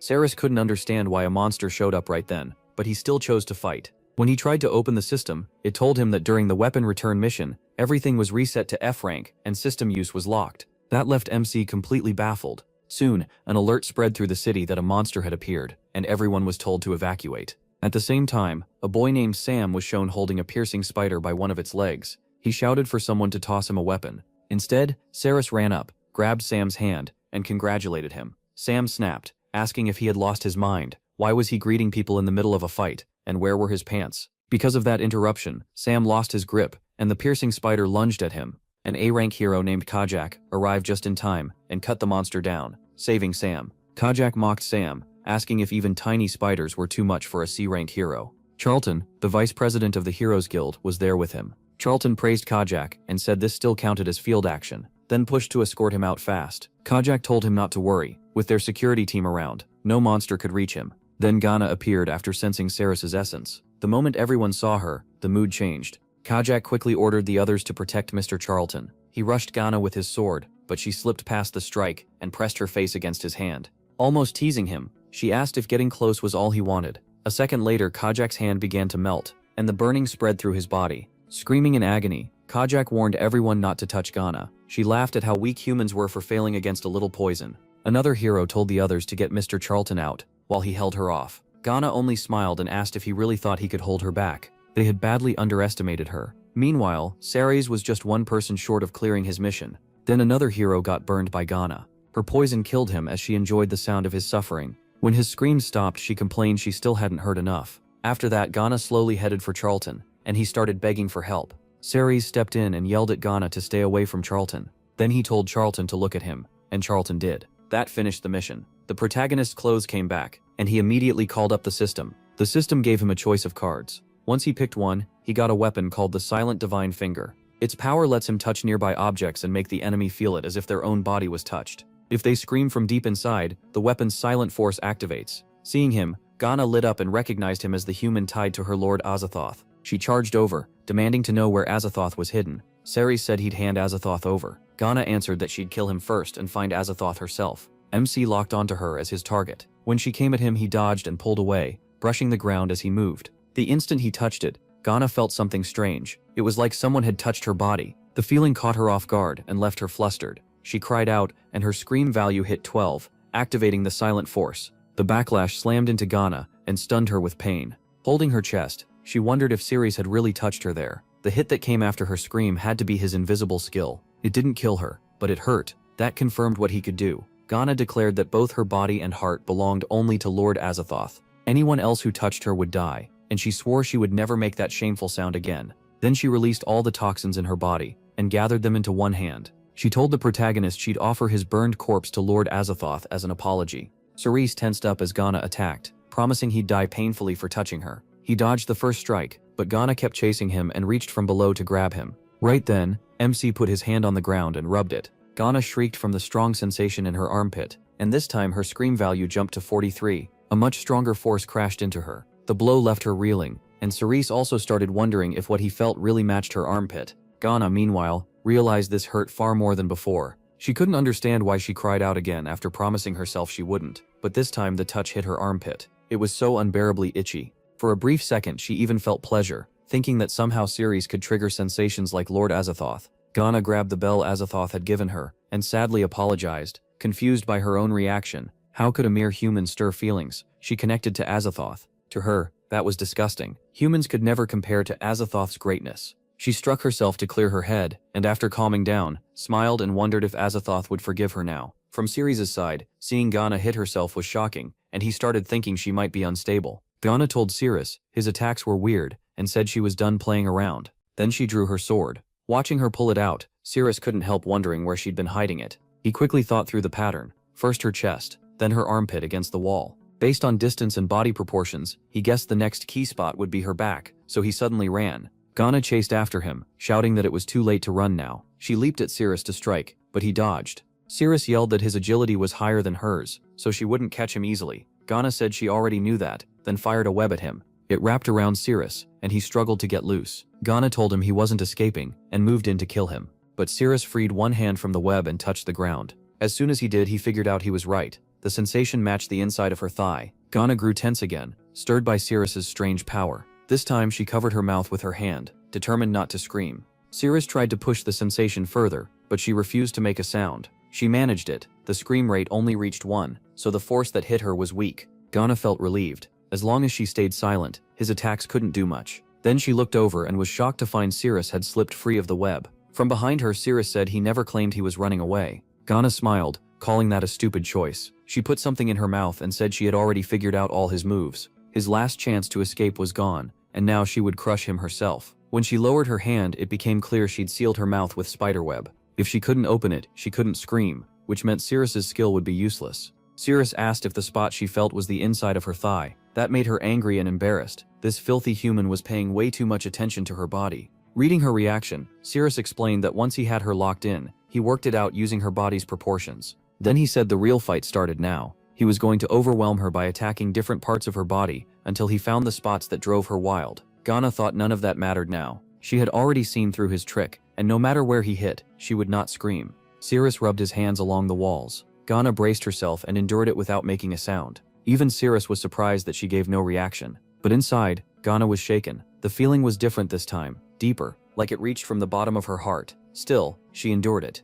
In her mind, she clung to Lord Azathoth and refused to betray him. No matter how intense it felt, it still wasn't equal to Azathoth. Cirrus rubbed the walls again, and then rubbed his hands together, telling Ghana to enjoy it. The sensation rushed straight into her mind, and Ghana started to feel herself getting drawn in. Off to the side, Charlton watched the whole thing, and noticed the female monster squirming again. He wondered what kind of trick could make female monsters let out sounds like that, and he wanted to learn it too. Meanwhile, Ghana couldn't understand how Cirrus was doing this. The feeling was hitting her from deep inside, and it was stronger than anything before. Then she noticed Lord Azathoth's image in her mind starting to fade. That terrified her. She forced herself to stay focused, telling herself those thoughts had to stop. She belonged to Lord Azathoth. Cirrus was shocked too. Even after all that, Ghana still hadn't screamed, so he realized it still wasn't enough. Ghana poured every bit of poison in her body into her weapon and charged at Cirrus, sure she wouldn't go down that easily. As she came in, Cirrus moved by the wall and rubbed his hands together, almost like he was telling her to watch what he could do. The moment he did, Ghana shook again and writhed on the ground, trying to endure it. The sensation hit so hard she couldn't move at all. She knew she had to kill Cirrus fast, or Lord Azathoth would vanish from her heart, so she threw her sword at him with everything she had. But Cirrus dodged it. Ghana expected that, so just before the blade reached him, she released the poison from it. In such a tight space, she was sure he couldn't avoid the toxin. When the poison finally cleared, Ghana thought the fight was over. At that range, Cirrus shouldn't have been able to escape, and once her toxin covered his body, death should have been certain. Then Cirrus's voice cut in. He told her that just like the spiderweb trap she used on him before, he wasn't going to fall for the same trick twice. Ghana looked up and was stunned. Cirrus had jumped onto the roof. He yelled that now it was his turn, then dropped down into the narrow space below. As he fell, he dragged both hands along the walls all the way down. That made Ghana feel an even stronger wave than before, and it kept getting worse every second. She tried to endure it, thinking it would end in a few seconds, but the tall walls made it last much longer than before. Ghana panicked. Last time it ended in a flash, so why was it still going now? She kept begging for it to stop, but she had reached her limit. Right before she broke, she apologized to Lord Azathoth. She couldn't hold on anymore. Then she screamed with all her strength, and Cirrus's system showed the scream value had hit 100. Even the locket Azathoth gave her shattered, and a huge blast burst out around Ghana. The explosion drained her magic little by little until it dropped all the way to 0. Then she turned into a tiny spider. Cirrus's system recalled the weapon, confirming the enemy had been defeated. Cirrus walked over and picked Ghana up. His system showed her favorability had reached 100. It also said he had unlocked passive conquest, and after beating the boss, he gained that boss's special skill. The new skill was toxic fusion, which lets him coat weapons with strong poison. Cirrus wondered if he could even use poison from his own body, the same way. The scene then shifts to Sadiel, who uses her blood to summon Azathoth. As her blood touched the ground, Azathoth vanished from the room, leaving Yug stunned. When he appeared, Azathoth was in human form. From here on, the story refers to him as a man. Azathoth immediately asked Sadiel where Cirrus was. Nervous, Sadiel apologized and admitted she'd lost track of him. Azathoth was stunned. He explained that the human body he was using had once been her heart, and if he didn't get it back, he'd turn into a powerless human at night. Even so, Sadiel repeated that she had lost Cirrus. Then, Azathoth heard noise from the city and sensed the system's power. He flew there without hesitation. Sadiel watched him leave in silence. Back with Cirrus, his system showed a new skill called placement, which lets him send conquered monsters back home. When he activated it, Ghana vanished from his hand and appeared in Yug's room. Yug jumped when something landed on her head, then stared in shock after realizing it was a spider. Back on Cirrus's side, Azathoth suddenly grabbed him, and before he could react, Azathoth locked up his head and pinned him down. Staring at him, Azathoth said he was disappointed. Cirrus had promised to save him, then ran off halfway through, and that made him furious. Seeing Azathoth in human form, Cirrus became sure of two things. Azathoth was really a man, and he was the one who lied to him about the curse. Azathoth admitted it. Cirrus asked what he wanted, and Azathoth told him to keep the promise he never finished. Cirrus flatly replied that he had no interest in men, so Azathoth changed his form and asked if this was better. Cirrus slowly turned back and was shocked to see Azathoth now looked like a girl in a cat-themed outfit. He even said meow and asked if Cirrus was interested now. Cirrus shouted no. No matter what shape Azathoth took, he still wasn't interested, because Azathoth was still a man. Cirrus tried to punch him, but Azathoth caught his fist and twisted it just enough to make him cry out. Still pushing, Azathoth said humans liked things like cat ears and black stockings, so they should have fun together. But even then, Cirrus rejected him, which left Azathoth crushed. He then hinted he'd have to use harsher methods. Azathoth licked Cirrus's finger, stunning him. Cirrus, tense and disgusted, asked if he was serious, and told him not to do that. Azathoth only said he liked the taste and kept licking. Cirrus tried to run, but Azathoth stopped him with his power, and made it clear escape was impossible. Then Azathoth rose into the air, saying he had passed the system's level long ago. If Cirrus wanted to run, he could try. It would end the same way. Azathoth even asked if Cirrus planned to lock onto him and raise his speed, but Cirrus said he wouldn't use the system on a man. That crossed a line for him. Soon after, Azathoth lifted Cirrus into the air and leaped over him. He said the blood in Cirrus's body was his antidote, and acted like Cirrus had wanted him all along. If Cirrus behaved and followed his lead, he'd cure him. That made Cirrus furious. He shot back that if getting the demon god's blood meant doing that with Azathoth, he'd rather let his body rot away. There was no way he'd do something like that with a man.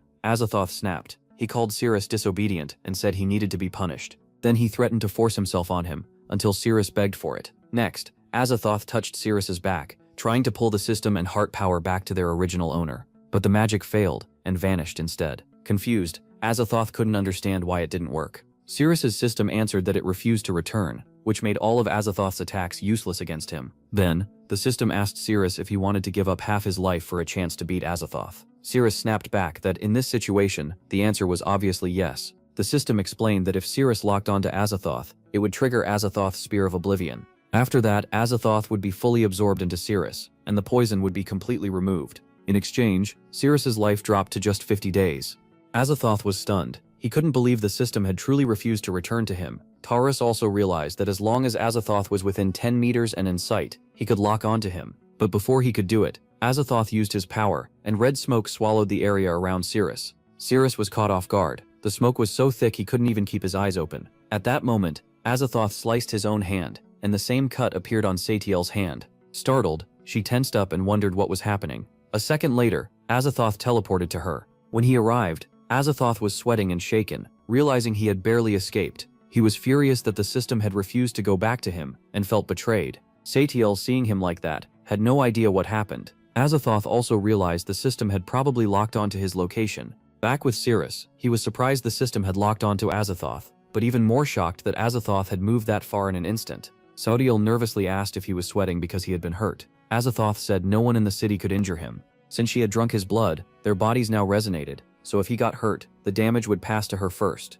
That made Satiel tense, but she still asked about Cirrus. Had Azathoth dealt with him or not? Azathoth said no. He explained that his attacks no longer worked on Cirrus. Satiel reacted oddly and asked if that was really true. Azathoth then asked if she was happy Cirrus was still alive. She denied it, said she hated Cirrus, and suggested they return to the dungeon if Azathoth couldn't hurt him. Azathoth refused. He said he'd been with the system for thousands of years and understood it well. Sure, normal attacks no longer worked on Cirrus, but pleasure didn't count as an attack. so he believed he could still overwhelm Cirrus with pleasure until it killed him. He added that the system struggled to find a body that matched it, so once Cirrus died, it would have no choice but to return to him. And once he became human again, the system wouldn't be able to track him. Then Azathoth ordered Satyal to find Cirrus again that night. Azathoth asked Satyal if she had learned transformation magic yet. She said yes, so he told her to use it on him. While Satyal used the spell on him, Azathoth explained that once night came, he would lose his magic. That meant she had to keep the transformation active for him. When the spell was done, Azathoth had turned back into a girl. He was pleased with the result, and said Cirrus would never know it was him.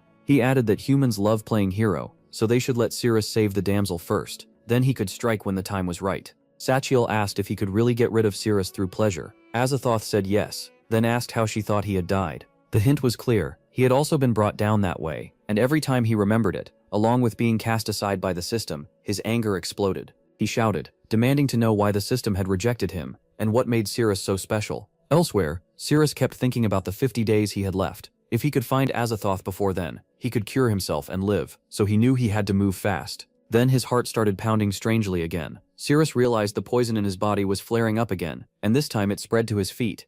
A sharp burning pain hit his little toe and he collapsed, screaming. Not long after, he passed out. Seeing him go down, Charlton rushed over, trying to figure out what happened. Sometime later, Cirrus woke up in a hospital. The ward boy noticed he was awake, got excited, and called for someone to tell Mr. Charlton right away. Cirrus asked who had brought him there. The ward boy said it was Charlton, the vice president of the guild, which caught Cirrus off guard. Just then, Charlton stepped into the room. He asked if Cirrus remembered saving him, the heavy man trapped by that giant piercing spider. Cirrus recognized him and said yes. Then he asked how long he had been out, and Charlton told him 13 hours. That shocked Cirrus. He guessed the long fight had completely drained him. Charlton apologized for being careless, and hoped he hadn't made things worse. Since he sounded sincere, Cirrus asked what the vice president wanted. Charlton said he had seen Cirrus fight the female spider monster, and was amazed by his magic. Cirrus then asked him to get to the point. Charlton admitted that with age, a man starts losing certain strengths and even his drive. But after watching Cirrus fight, he became deeply interested. He believed learning that power could restore him, and finally free him from the misery he'd lived with for 10 years.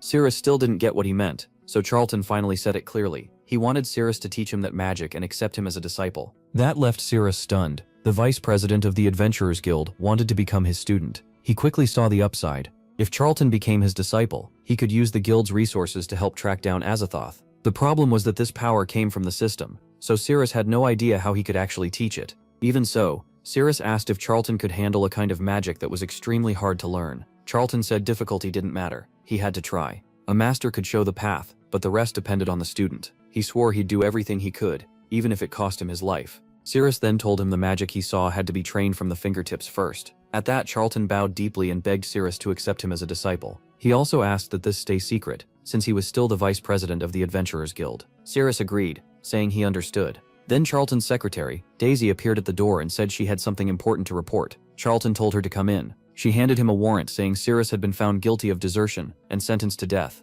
Confused, Cirrus asked what that was about. Daisy read the charge. He had disobeyed the captain in the Cyrus squad, fled without permission, and caused the mission to fail. Charlton told Cirrus the situation was serious, but he would try to deal with it since Cirrus was now his master. Cirrus immediately said he hadn't run. He stayed behind to deal with the dungeon boss. Daisy answered that she had already looked into the squad's retreat. According to the report, Cirrus, an F rank, along with Bella, a C rank, and Mark, a B rank, had defeated an S rank monster. She found that hard to believe. Cirrus told her to send someone to verify it. Daisy said she already had, and the dungeon was empty now. Still, until the investigation ended, he would have to be kept under watch so he couldn't escape. Charlton cut in and said detention wasn't needed because he trusted Cirrus. Daisy reminded him that the rules said otherwise, so Charlton said he would personally take responsibility for supervising Cirrus during the investigation. Daisy then reminded him about the guild's appreciation banquet that evening. Charlton told her to let Cirrus come with him. Daisy urged him to rethink that, stressing how important the banquet was. After a short pause, Charlton told Cirrus he'd leave him alone for now and return that night to bring him along. Cirrus agreed. Once they were gone, Cirrus finally relaxed. Then he decided to check Azathoth's location. He was planning to go after him as soon as he could, but when he opened the system panel, he was shocked to see Azathoth was still in the city. Looking closer, he realized Azathoth was extremely near. After thinking it through, Cirrus was horrified to figure out the signal pointed to his own home. He ran there at once, tense the whole way, and when he got inside, no one was there. Moving deeper into the house, he found that Ghana was still there, but Yug was missing. Cirrus immediately concluded that Azathoth had taken Yug. The scene then shifted to Azathoth and Yug, who looked around in confusion and nervously asked where she was. Smiling, Azathoth told her they were at an auction house that sold both monsters and humans. Meanwhile, Cirrus raced toward Azathoth's signal. He noticed the marker hadn't moved for half an hour, which meant he was getting very close. Then the marker suddenly vanished, and Cirrus realized he wouldn't be able to track Azathoth at night. As he pushed ahead, someone attacked him. Cirrus dodged easily and wondered who was coming after him. Now, the attacker called himself Raka, and said this area belonged to the Star Cavalry. He warned that any intruder, hero or monster, would be crushed without mercy. Hearing that name, Cirrus remembered the bandits famous for kidnapping people. The others got ready to fight too. Raka said the female monsters and women in their prison were probably bait used to draw people in, and there could be more heroes nearby. They decided to capture Cirrus and question him. Cirrus wondered if the female monsters they mentioned included Yuga. He thought this was the perfect time to ask whether they had seen a creepy male monster around. Then, his system popped up a warning. The weapon return mission would start in 2 minutes. That made him tense. If the mission began, his stats would drop back to their original F-rank level, so he decided to end this fast before the 2 minutes ran out.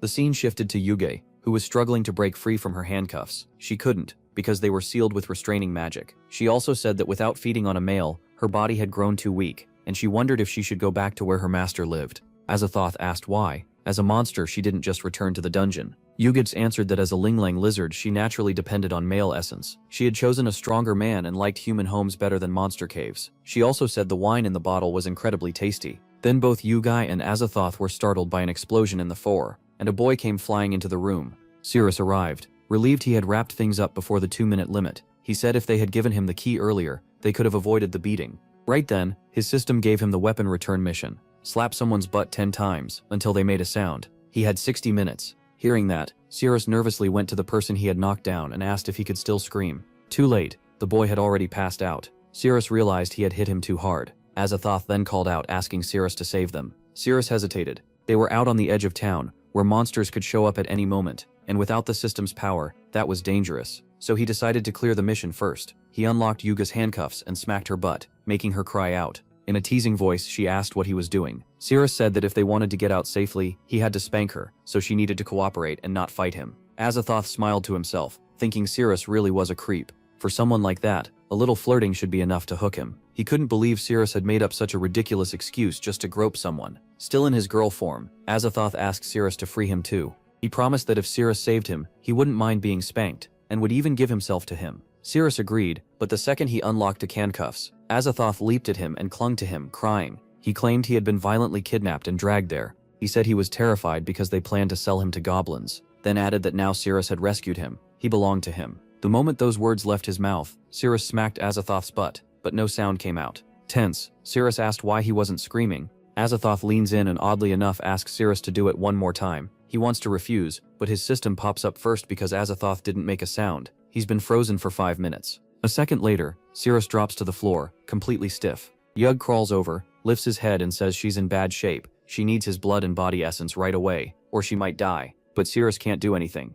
The freeze has locked him up and even his eyes are starting to shut. Still, he barely forces them open and catches Yug kissing his neck. That makes Azathoth snap. She yells at Yug, calling her shameless for making a move when she wasn't looking. Azathoth tries to hit her, but Yug moves first and traps Azathoth with her tail. Yug fires back that Cirrus is her master, not Azathoth, and she got to him first anyway. Azathoth burns with anger, but there's nothing he can do. He thinks that if it were daytime he could have easily thrown Yuga aside, then decides to let it go. Right now, getting the system back matters more than fighting with Yuga. So Azathoth switches tactics, suggests the three of them get cozy together, and presses in close to Cirrus. Watching this, Cirrus starts to wonder if Azathoth was really forced into any of this. Why is she so eager to act like this with him? Above them, Sadiel watches in silence. She wonders the same thing and somehow feels what Azathoth feels in her own body. Azathoth says it's been a long time since she had this kind of fun, and as Azathoth keeps going, Sadiel feels those same strong sensations, and gets more and more drawn in. Then Azathoth tells Cirrus to bend his hand slowly and press a little. That hits Sadiel even harder. Her body starts going numb, and goosebumps spread all over her skin. Next, Azathoth reaches for Cirrus's private area. Cirrus instantly tenses, hoping she won't touch there. At the same time, Sadiel suddenly feels like she's holding something in her hands. The moment he feels that grip, Sadiel realizes it seems familiar. Looking closer, he figures out the one behind it is Sadiel. When Sadiel's expression turns furious, Azathoth is confused by the sudden change in his eyes. Then Azathoth understands. Sadiel has accidentally used that technique, which means his cover is blown. Growing nervous, Azathoth calls for Sadiel. As soon as Sadiel appears, Yug senses trouble and shrinks into her small form. She runs to Sadiel and begs him to protect her. Azathoth urges Sadiel to get him out fast, now that he's been exposed, and Sadiel gets ready to move. Sadiel is shocked that Azathoth really turned into a girl just to get close to him. He realizes he was lucky to catch on, but without his system powers he can't chase Azathoth down. By the time Sadiel is free from the freeze, Azathoth is already long gone. So he decides to finish his mission first and hunt him down after he gets the system back. From then on, especially at night, he vows to be careful with any girl who comes near him. The story then moves to a Z security gate. There, Daisy and the others are waiting for Sadiel. When he spots them, he's confused about why they're here. Then Song steps up and shows a warrant, saying Sadiel is under arrest for desertion and has to come with them. To Sadiel's surprise, Daisy cuts in. She says she's Vice President Charlton's secretary, and their investigation found the new dungeon empty, which goes against the charge. She adds that the revocation process has already started, so they can't arrest him now. She also says Sadiel is supposed to attend the guild's appreciation banquet later. Meanwhile, Sadiel quietly counts how many people Sung brought. Then Sung suddenly slaps Daisy and shouts that she's obviously lying, because only A-rank captains and above can attend that banquet. He says she's faking being the vice president's secretary, then boasts that he's the president, and tells her to get lost. He keeps threatening Daisy, saying if she doesn't stop causing trouble, he'll toss her into the interrogation room with Sadiel. Sadiel tells Daisy to go get approval from the vice president and bring the revocation notice to save him, sure that Charlton will help. He asks if she can do it in 20 minutes, and Daisy says 10 will be enough. He praises her and says he'll make them pay with a harsh punishment. The scene cuts to the interrogation room where everyone stands around Sadiel. Sung asks if he remembers how his right hand was injured, but Sadiel says nothing. Sung repeats his story. He bravely led the team against the monster Nay, but Sadiel attacked him from behind and ran. That gave Nye a chance to strike, and most of his squad died. He says he gave up his right hand to save the survivors. Then Song angrily demands an answer. Does a coward like Sadiel deserve to live or die? Sadiel answers that anyone who runs from the enemy deserves to die like an animal. That sets Song off, because he knows Sadiel is really calling him the coward, so Song tells one of his men to bring the hammer over. At the same time, Sadiel thinks 10 minutes should be up by now, so the secretary ought to arrive soon. But without the system, all he can do is endure this for now. Then Yug suddenly speaks to him. Confused, Sadiel asks what she means, and she explains that Sung can't really hurt him. She absorbed some of his blood essence, got a little magic back, and that's enough to block human torture. In return, she says, he'll owe her double once they get home. A moment later, Sung slams the hammer down beside Sirius's hand, making him flinch. Sung tells him to choose which finger to start with, or he'll pick one himself. Just before he swings, one of his teammates cuts in and says this isn't the time. The vice president's secretary has arrived with Sirius's revocation notice. The room goes tense. No one can believe the girl really is the vice president's secretary. Even Sung is stunned, wondering how an F-rank hero got connected to someone at that level. One of the men asks if they should release Sirius, since torture after a revocation notice is illegal. They all start to move, but Sung stops them and says to bring the notice back after half an hour. Since he hasn't personally received it yet, he claims he knows nothing about it. Sirius is furious at what Sung is pulling, and Sung, face set hard, shouts that Sirius still has to pay. Outside the room, Sung's teammates say their captain still hasn't come out, and they don't have permission to enter. Daisy tells them to move. She'll go in herself and show the notice, but the guard stops her again, saying she can't come and go from the interrogation room whenever she wants. Inside, Cyrus brings the hammer down on Sirius's hand, but to his shock, he isn't hurt at all. Cyrus can't understand it. No broken bones, no blood, not even a scratch on the protagonist's hand. Outside, Daisy is still arguing with the guard when Charlton suddenly arrives and asks if he thinks he has the right to block the room. The guard immediately stiffens and steps away from the door. Charlton kicks the door open and walks in just as Cyrus is about to strike Sirius again with the hammer. Cyrus freezes, stunned, and nervously asks why the vice president is there. Charlton holds up the document and says it's the revocation notice for MC's arrest warrant. They are to release him at once. Cyrus quickly drops the hammer and agrees. Then they finally free him. Charlton says Cyrus abused his power as a captain by torturing a subordinate. If this gets investigated, losing his captain rank would be the least of his problems. Scared now, Cyrus argues that he never got the revocation notice before acting, and says his teammates can back him up, but none of them speak. They don't want to get on the vice president's bad side. Charlton angrily asks what Cyrus has to say now, and he has no answer. In his head, he's already thinking the only option left is to ask his brother for help.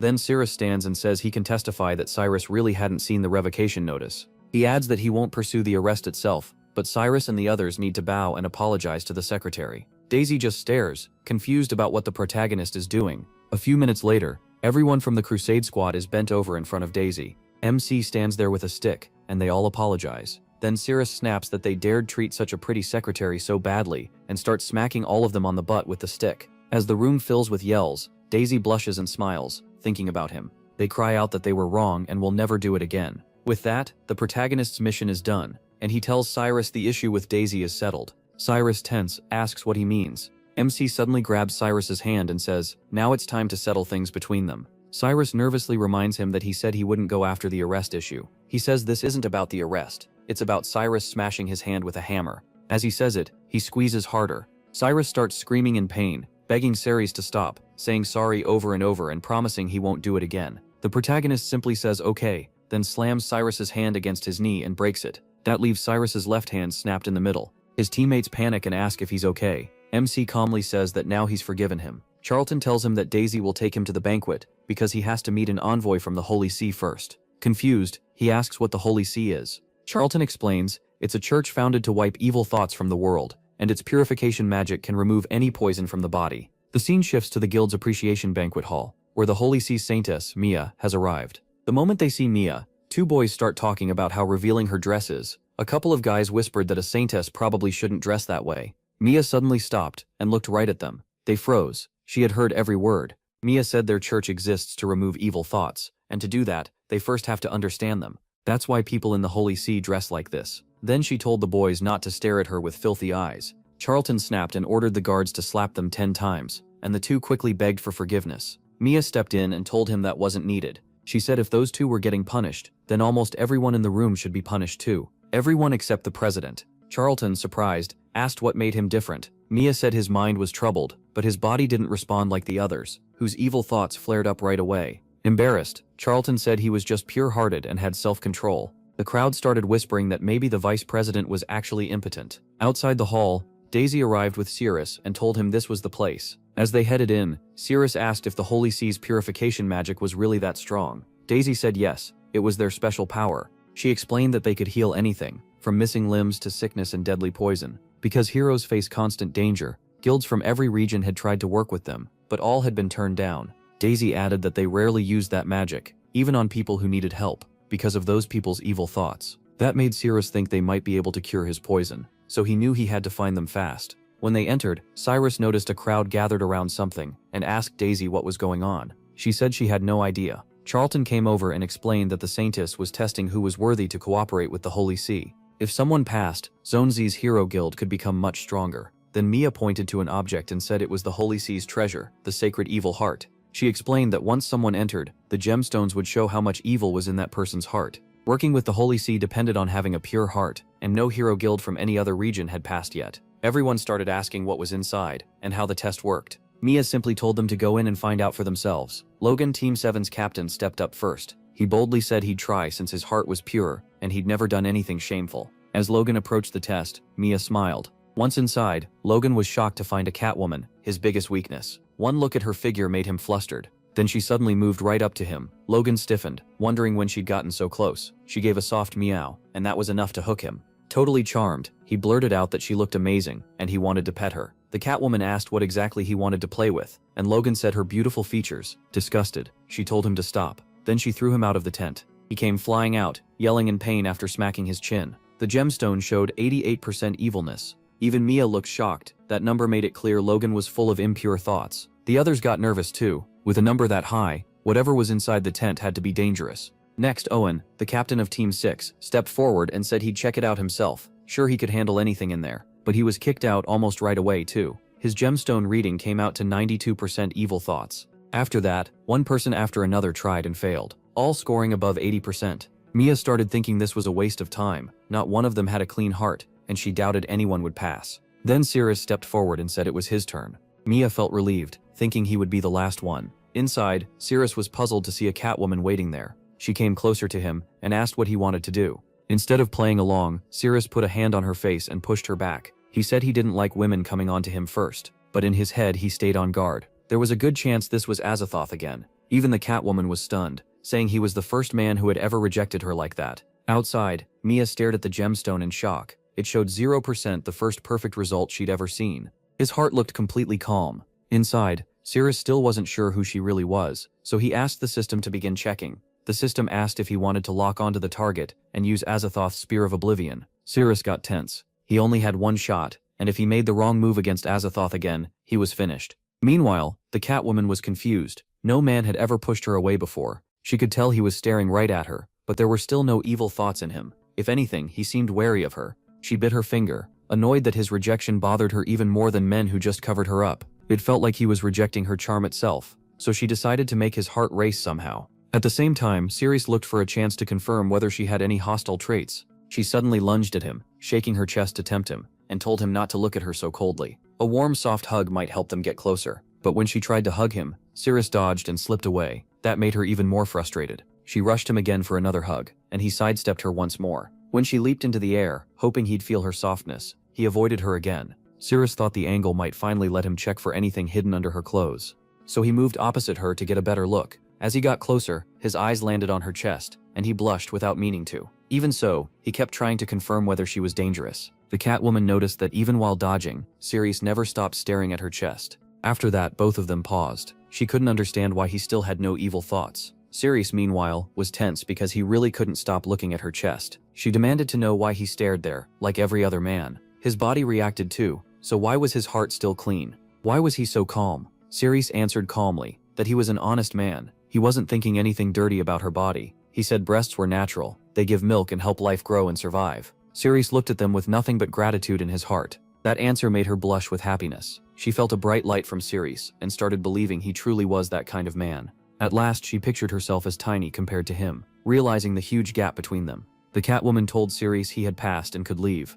Sirius was surprised she was really letting him go, and wondered if that meant she truly wasn't Azathoth. Relieved, he said goodbye and left. After he was gone, the Catwoman wondered if her training just hadn't been enough. Maybe that was why she couldn't charm him. Back in the hall, everyone was talking about how Sirius got 0%. To them, no man should be able to stay unaffected by a Catwoman. Mia said it was the first time she had ever seen someone with a completely pure heart. A little unsure, Sirius asked if that meant he passed, and if she could now use purification magic to remove his poison. Mia said yes and told everyone else to leave. Sometime later, only Mia and Sirius remained in the hall. Mia told him she would detox him now, and asked him to lie down. After he did, Sirius asked if there was anything else he needed to do. Mia told him not to move. She explained that the Holy See had given them purification magic, and each person used a different body part to cast it. Then Mia raised her right foot and revealed that her magic came from her feet. She cast it through stepping motions. She warned that while she was using purification magic, Sirius couldn't have any evil thoughts, or the spell would slowly lose its effect. Nervous, Sirius asked if that only applied to him. Mia said yes, explaining that when she became a saintess of the Holy See, her own desires were taken away. She told Sirius to fully relax because she would work from head to toe to check his condition. That was necessary to treat him properly, so Sirius agreed. Mia started moving her feet around his hand, adjusting it as she used her purification magic. Sirius thought she was trying to position his hand with her foot, so he tried to help by moving it himself. Mia immediately yelled at him not to move, and said she'd do it herself. If he shifted around, it could interfere with the spell. She then said the chair felt cramped, and asked to use his face as support. When she put her feet on his face, she carefully stretched her left foot toward his hand. Mia announced she was starting the spell, and the moment she raised her foot, Sirius felt pressure on his face. Then, to his shock, he found himself floating on water and wondered where he was. A foot suddenly came down from above and pressed onto him. Sirius tensed. The weight was heavy, so he pushed the foot away with all his strength. In the real world, Mia's foot was knocked back into the air. Mia tells Sirius to stay calm and not fight her foot, since that's how the treatment works.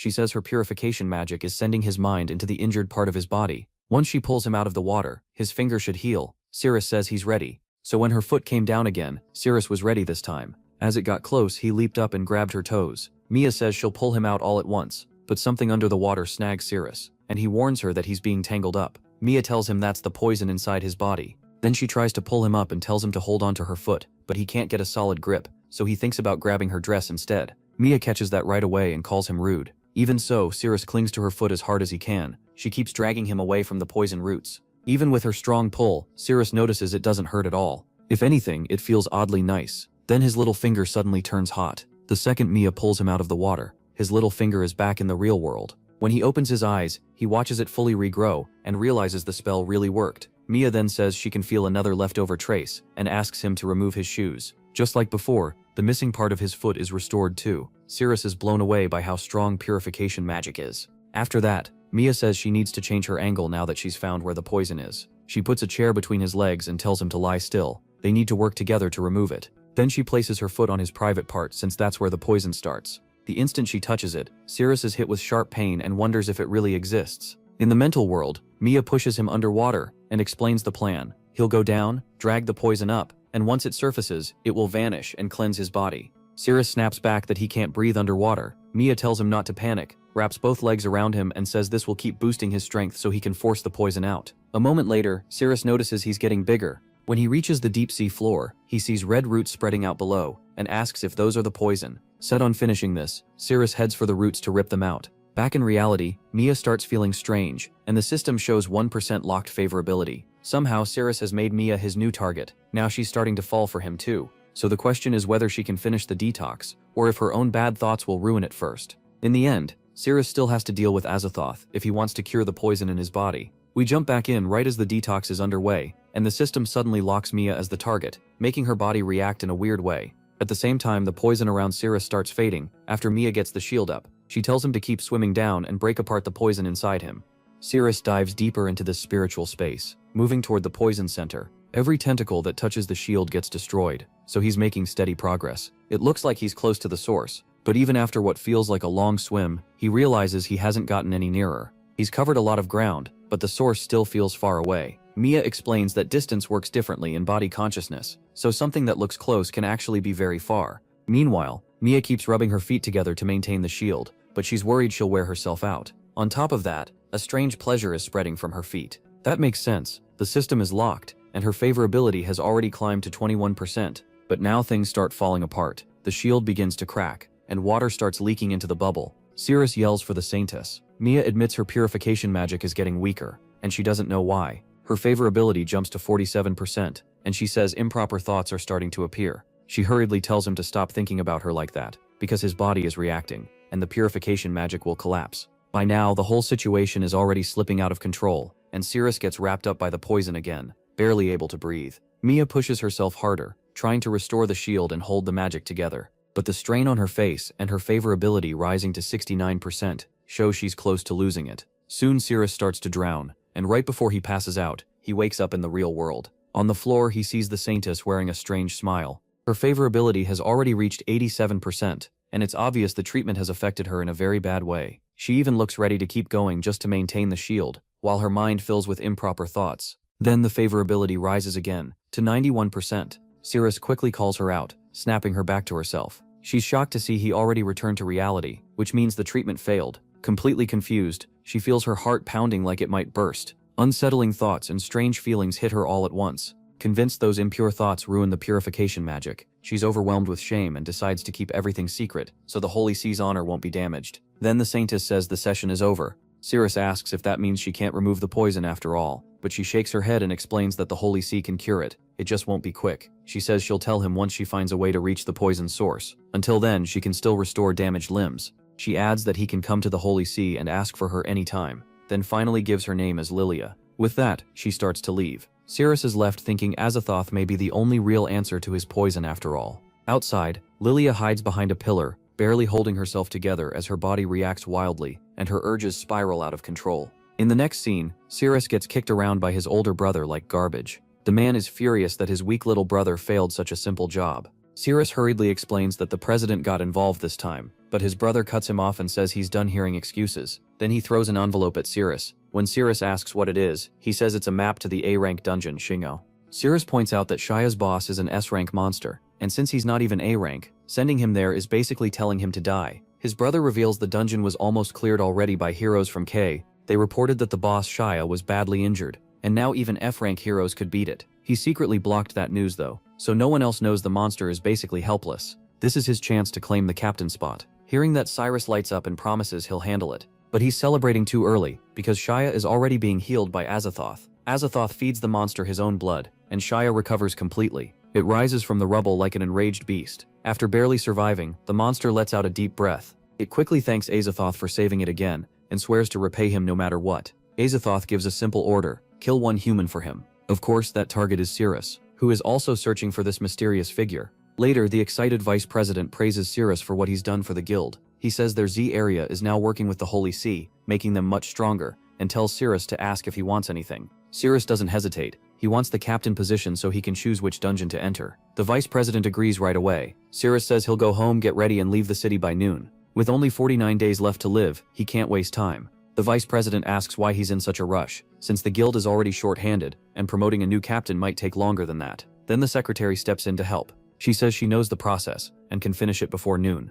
As a thank you, she wants to help the guy who gave Cyrus the beating he deserved. Later, Cyrus returns home. The moment he opens the door, Yoag greets him. She proudly says she cleaned everything and finished all the food too. Rubbing up against him, Yoag brags that with the house spotless, she's the perfect dream maid and deserves praise from her master. Cyrus awkwardly agrees, mostly because he doesn't want to get smothered. Then she asks if she can live there forever since she's so useful. Cyrus asks if she doesn't want to go back home. Yoag acts like she doesn't even know what a home is, saying monsters only have lairs, not homes. She keeps squishing his face against her, and eventually Cyrus tells her she can stay. Still, he warns her to keep her monster identity secret. They live in a city full of normal people, and if anyone finds out, both of them are in trouble. The maid beams and tells him she's really good at staying hidden. Right then, her favorability hits 100, and the system says getting close to her now makes the stat gains double. She reminds him her job is done, so now it's his turn. Cyrus just stares, confused, and asks what she means. She brings up the dungeon, saying she took a bunch of hammer hits for him, and burned through a lot of magic doing it. Now she wants him to pay her back with twice the energy she used.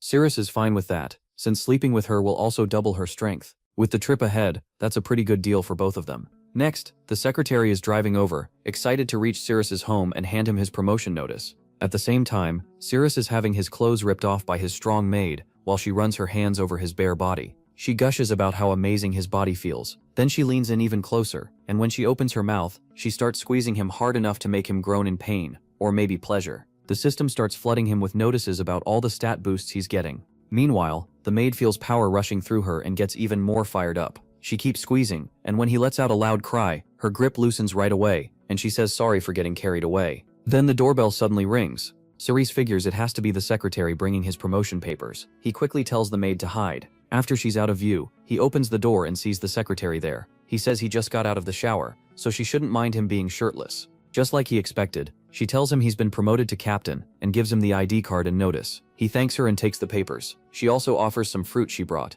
and he appreciates it even more since he's almost out of food. We already know why his food supply is so low, and Yoag is listening closely. The secretary blushes and says he can ask her for help anytime. Yoag clearly doesn't like seeing her master getting close to the secretary, so she steps out of hiding on the spot. The secretary freezes when she sees a tall woman with a body that's impossible to ignore. Cyrus is stunned too, wondering why Yoag came out now. Then he realizes she's taken human form and wraps herself around him, calling herself his loving sister. As Yoag hugs and kisses him all over, the secretary gets jealous. She grabs the fruit she brought, mutters a sharp goodbye, and storms off in a bad mood. Yoag keeps going with her clingy act, which only makes the secretary angrier, so she throws the fruit into the trash. Later, Cyrus puts on his armor, and before leaving, gives Yoag an important job: turn human, buy food, and don't get caught. With that he heads out, set on finding Azathoth no matter what. As he opens the door, he notices something on the floor. It's the fruit, along with a note that says, "Sorry for getting mad earlier." It's obviously from the secretary. Then we cut to Cyrus and his crew, all excited because they think they've hit the jackpot by beating the boss monster. Cyrus is especially smug. With the map from his brother, this trip feels way too easy. His men point out that about 10 A-rank teams tried Area K and failed, but they did weaken Shy a lot, so now this should be an easy win. Cyrus smugly says guild rules are simple. The first team to kill the boss gets all the resources. If the others left it alive, that's on them. Then a giant monster suddenly drops down. And yep, it's Cyrus, who just killed an A-rank rock giant and got the area map. Looks like his time with Yoag really paid off. Checking his system, he sees Azathoth has already gone deep into the dungeon and reached the boss room. Back with Cyrus, strange sounds echo around his group and put them on edge. He draws his sword at once and orders everyone to prepare for danger. Then to their shock, Cyrus steps out from hiding. Cyrus has no idea why he's here and immediately suspects he wants to steal their win. So he demands to know what Cyrus is doing here. Cyrus answers calmly that he's here to kill monsters, same as anyone else. Cyrus then asks where the rest of his team is. Cyrus says he's alone and walks off, focused only on his goal. Cyrus starts shaking at the thought of Cyrus taking on an A-rank dungeon solo. What scares him more is the idea that Cyrus may already know Shia is weakened. He quickly rallies his party and pushes them to move faster. He can't let Cyrus reach Shia first and take the credit. Meanwhile, Cyrus opens the map in his system and it confirms the map is active. Another alert appears about a sword called Bunker Spectre. The notice says pulling that sword will switch the left and right paths ahead, and it can also turn traps on or off. At the same time, Cyrus feels sure he has the advantage thanks to his brother's secret map. It says a fork is coming, the right path is a dead end, and the left leads forward. He thinks he's ahead of Cyrus, not knowing Cyrus's system already told him everything. Cyrus rushes toward the right path, sure his plan is perfect. He thinks taking the left route later will lock Cyrus behind him, but his information is wrong. The moment he runs down the right side, he comes face to face with a huge dragon, and someone else is already there beating it down. Cyrus is completely lost. His brother's map never mentioned a monster like this. The dragon roars and whips its tail around, smashing everything nearby. Rocks and debris fly everywhere as the adventurers barely avoid getting crushed. Then that fighter steps in again, pulls back a fist, and drives out a brutal punch that sends the huge dragon crashing down. The beast collapses dead right at Cyrus's feet. He can only stare, unable to understand how this woman killed something that big with her bare hands. After dropping the dragon, she rushes over to Cyrus and his team. She turns out to be Daphne, an S-rank adventurer from Area K. When she lands, she asks what area they're from. Cyrus looks nervous and says they're from Area Z. When Daphne asks if they came for Shaya's dungeon too, he admits they did. Daphne points out that Area K never asked Area Z for help, so she wants to know if he's trying to compete with her. She makes it clear that fighting her would end badly for him. Trying to play it cool, Cyrus suggests they join forces and says it would be an honor to work with her. Daphne shuts that down right away. In her eyes, only the weak need help, and she's not weak. Then a message suddenly comes through her earpiece, asking if any heroes are nearby because dragons have appeared and backup is needed. She crouches low and before blasting off, tells them to go home. She saw how scared they were of the dragon, and she has no use for weak people getting in the way. A second later, she launches so hard the ground cracks beneath her. She shoots into the sky and disappears. Meanwhile, Cyrus is still shocked that she can actually fly. Cyrus, on the other hand, is still obsessed with killing the boss before she gets back, even after her warning. Even Cyrus can tell just how unbelievably stubborn Cyrus is. Cyrus quickly triggers the mechanism and brings down the massive stone gates. Sure, he sealed the area off. Now he believes no one can interfere, and his team will get the credit for the kill. Outside, Cyrus grabs the sword, and his mana starts draining fast. With a hard pull, he finally rips it free. That leaves him with only 3,530 mana. Then the whole dungeon starts shaking, leaving Cyrus and his men stunned. Now holding the weapon called Bunker Spectre, Cyrus takes the right path. Meanwhile, Cyrus feels sure they'll reach the boss soon since all the monsters nearby were already cleared out. But everyone goes silent when they run into B-rank beasts called Obsidian Claws, monsters that are clearly dangerous. Growling, they rush straight at Cyrus and his party. Back in Shaya's boss room, Azathoth is there again with his servant. Azathoth looks tired and annoyed, mostly because he had to give Shaya so much of his own blood, so he warns his pet not to fail him. Shaya says he can feel all that blood boosting his power, and he's sure he can crush Cyrus when he arrives. The purple-haired girl asks Azathoth if Shaya can really beat Cyrus, especially since Cyrus gets stronger in the middle of fights. Azathoth says this time is different. Every monster in this dungeon is male, so Cyrus won't get any help from female contact. Suddenly, a pack of wolves appears. Cyrus is eager to try out the edge of his new sword, even after the huge energy cost it took to pull it out. The system explains that slashing certain spots with the blade can trigger hidden traps. Cyrus spots those trigger points throughout the dungeon, and notices the first one right in front of him, ready to release a storm of arrows. He wastes no time and drives the sword into the trigger. Right away, a storm of arrows pours out and wipes out the wolves like nothing. Only one beast is still standing. Cyrus stays cool. He sets his feet and swings and cuts the wolf clean down. But the second he finishes, another one leaps at him. He grips his sword tighter and slams it down on the monster, while Cyrus's party gets torn apart by the same kind of wolves. He finally understands these things are way above B rank, so the only choice is to run. But when they reach the entrance, Cyrus remembers he sealed it himself. Now they have nowhere to go. The wolves close in fast, and these idiots are seconds from getting eaten. Cyrus orders his men to hold them off, while he checks the map for a way to open the gate. His men scream at him to hurry before they become wolf food, but Cyrus is lost. The map only shows how to shut the gate, not open it, and all he can do is panic. At the same time, our guy is surrounded by those same monsters. As they rush him, he jumps from his spot and lands past them. Then he notices another trigger near his left side. As the beasts charge again, he strikes the trigger. A huge stone slab drops from above and crushes the wolves flat. Meanwhile, the gate in front of Cyrus opens, and his group bolts for it.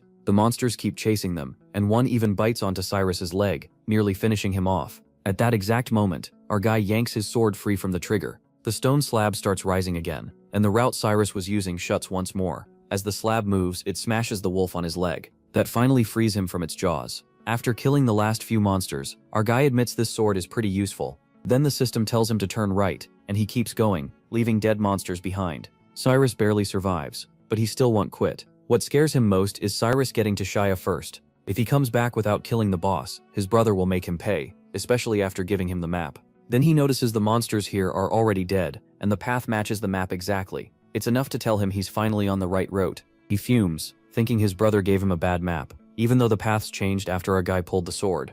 A little later, they reach another fork. The map says go right, but they hesitate. Trying to be clever, Cyrus chooses the left path instead. Another bad call, because the map was actually right. Meanwhile, after a bunch of turns, the system tells our guy he's reached the boss room. There he finds Shia, who's surprised to see him holding the bunker scepter. That means our guy is stronger than expected. But he ignores the monster's chatter. His mind is on clearing this room and finding Azathoth. Then Shia says he'll take our guy's head to his goddess. Hearing that, he stops and asks if Azathoth is actually a woman. Shia starts praising her. Huge chest, perfect skin, and a scent that's clearly female. Our boy spots another trigger and slashes at it. A giant axe bursts out of the floor and flies straight at Shia, but the monster doesn't panic. With one casual motion, he breaks the huge weapon apart. Cyrus is stunned that this monster shattered it without even using his own blade. After crushing the axe, Shia roars and lunges at our guy with full force. He's furious, demanding to know how anyone could insult the goddess by calling her a man. One strike from the beast snaps our guy's sword in half, making it obvious this monster is no joke.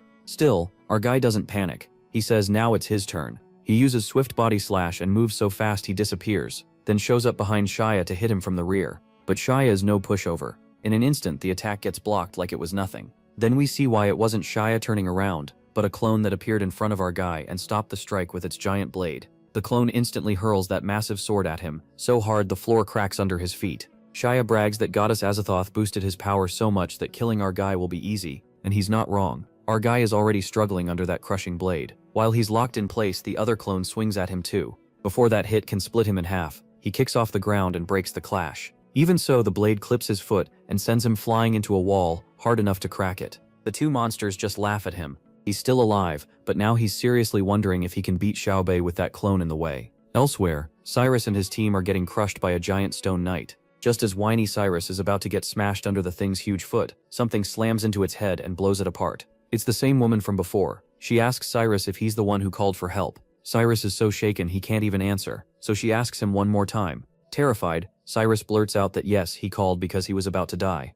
The second he says that, Daisy kicks him right in the face. That sends the bastard flying. Then she tears into the whole group, calling them useless trash from Area Z. They act like heroes, but shake in fear the second monsters show up. As she keeps going, Cyrus is already out cold. She tells his men to grab their garbage captain and get out. They quickly drag him away and leave. Then she notices something farther ahead. Crouching down to jump again, she remembers the intel. Room 3055 should be at the southernmost point, at 37. To get there faster, she launches herself forward and smashes through 10-foot thick walls like they're made of paper. Back in the boss room, our guy is worn out and close to collapsing. Even so, he has to keep fighting. Nothing is working, and he's getting thrown around without doing much damage. He needs a power boost, and the only way to get one is with a female nearby. Luckily, that may not matter now, because Daisy crashes right into the fight. Seeing him there, she wonders what someone from Area Z is doing in this room. She tells him to get out because he's clearly no match for the boss. He refuses. The boss is stronger than he expected, so he asks her to help. That only annoys her more. She's too proud to team up with someone she sees as weak. But then he says the magic words, lock the target.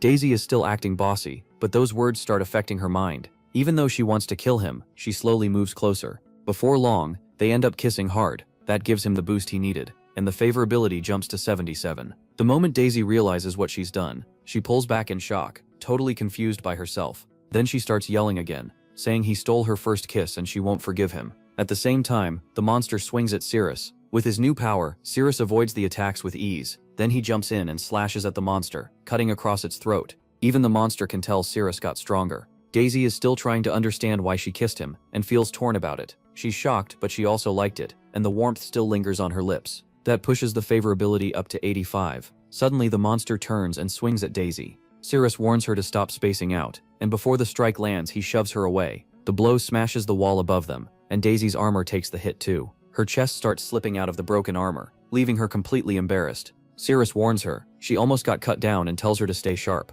The monster swings again, but Cirrus catches it with his damaged sword. He keeps covering for Daphne, and her favorability climbs to 88. With her armor ripped away, Daphne freezes as a sharp jolt runs through her body. As the favorability jumps to 92, Cirrus keeps getting stronger, and even the monster notices it. At the same time, Daphne's body reacts harder. A tingling spreads lower, and her legs start to give out. It's a feeling she's never had before, and she's scared her whole body might go weak if it keeps going. Her favorability shoots up to 97. That only makes it harder for Daphne to hold back these overwhelming urges. She refuses to be a burden, and her pride won't let Cirrus keep saving her. After getting knocked back again, Cirrus asks for her help, and admits he can't beat this thing by himself. Daphne stays stubborn, saying teaming up goes against her rules, since she's always fought monsters alone. Still, she offers one idea. There are 2 monsters, so each of them can take one. That way she can fight beside Cirrus, without calling it cooperation. Hearing that, Cirrus steps up next to her, and in a strangely honest moment, pulls her close and tells her that with her beside him, he feels like he can beat anyone.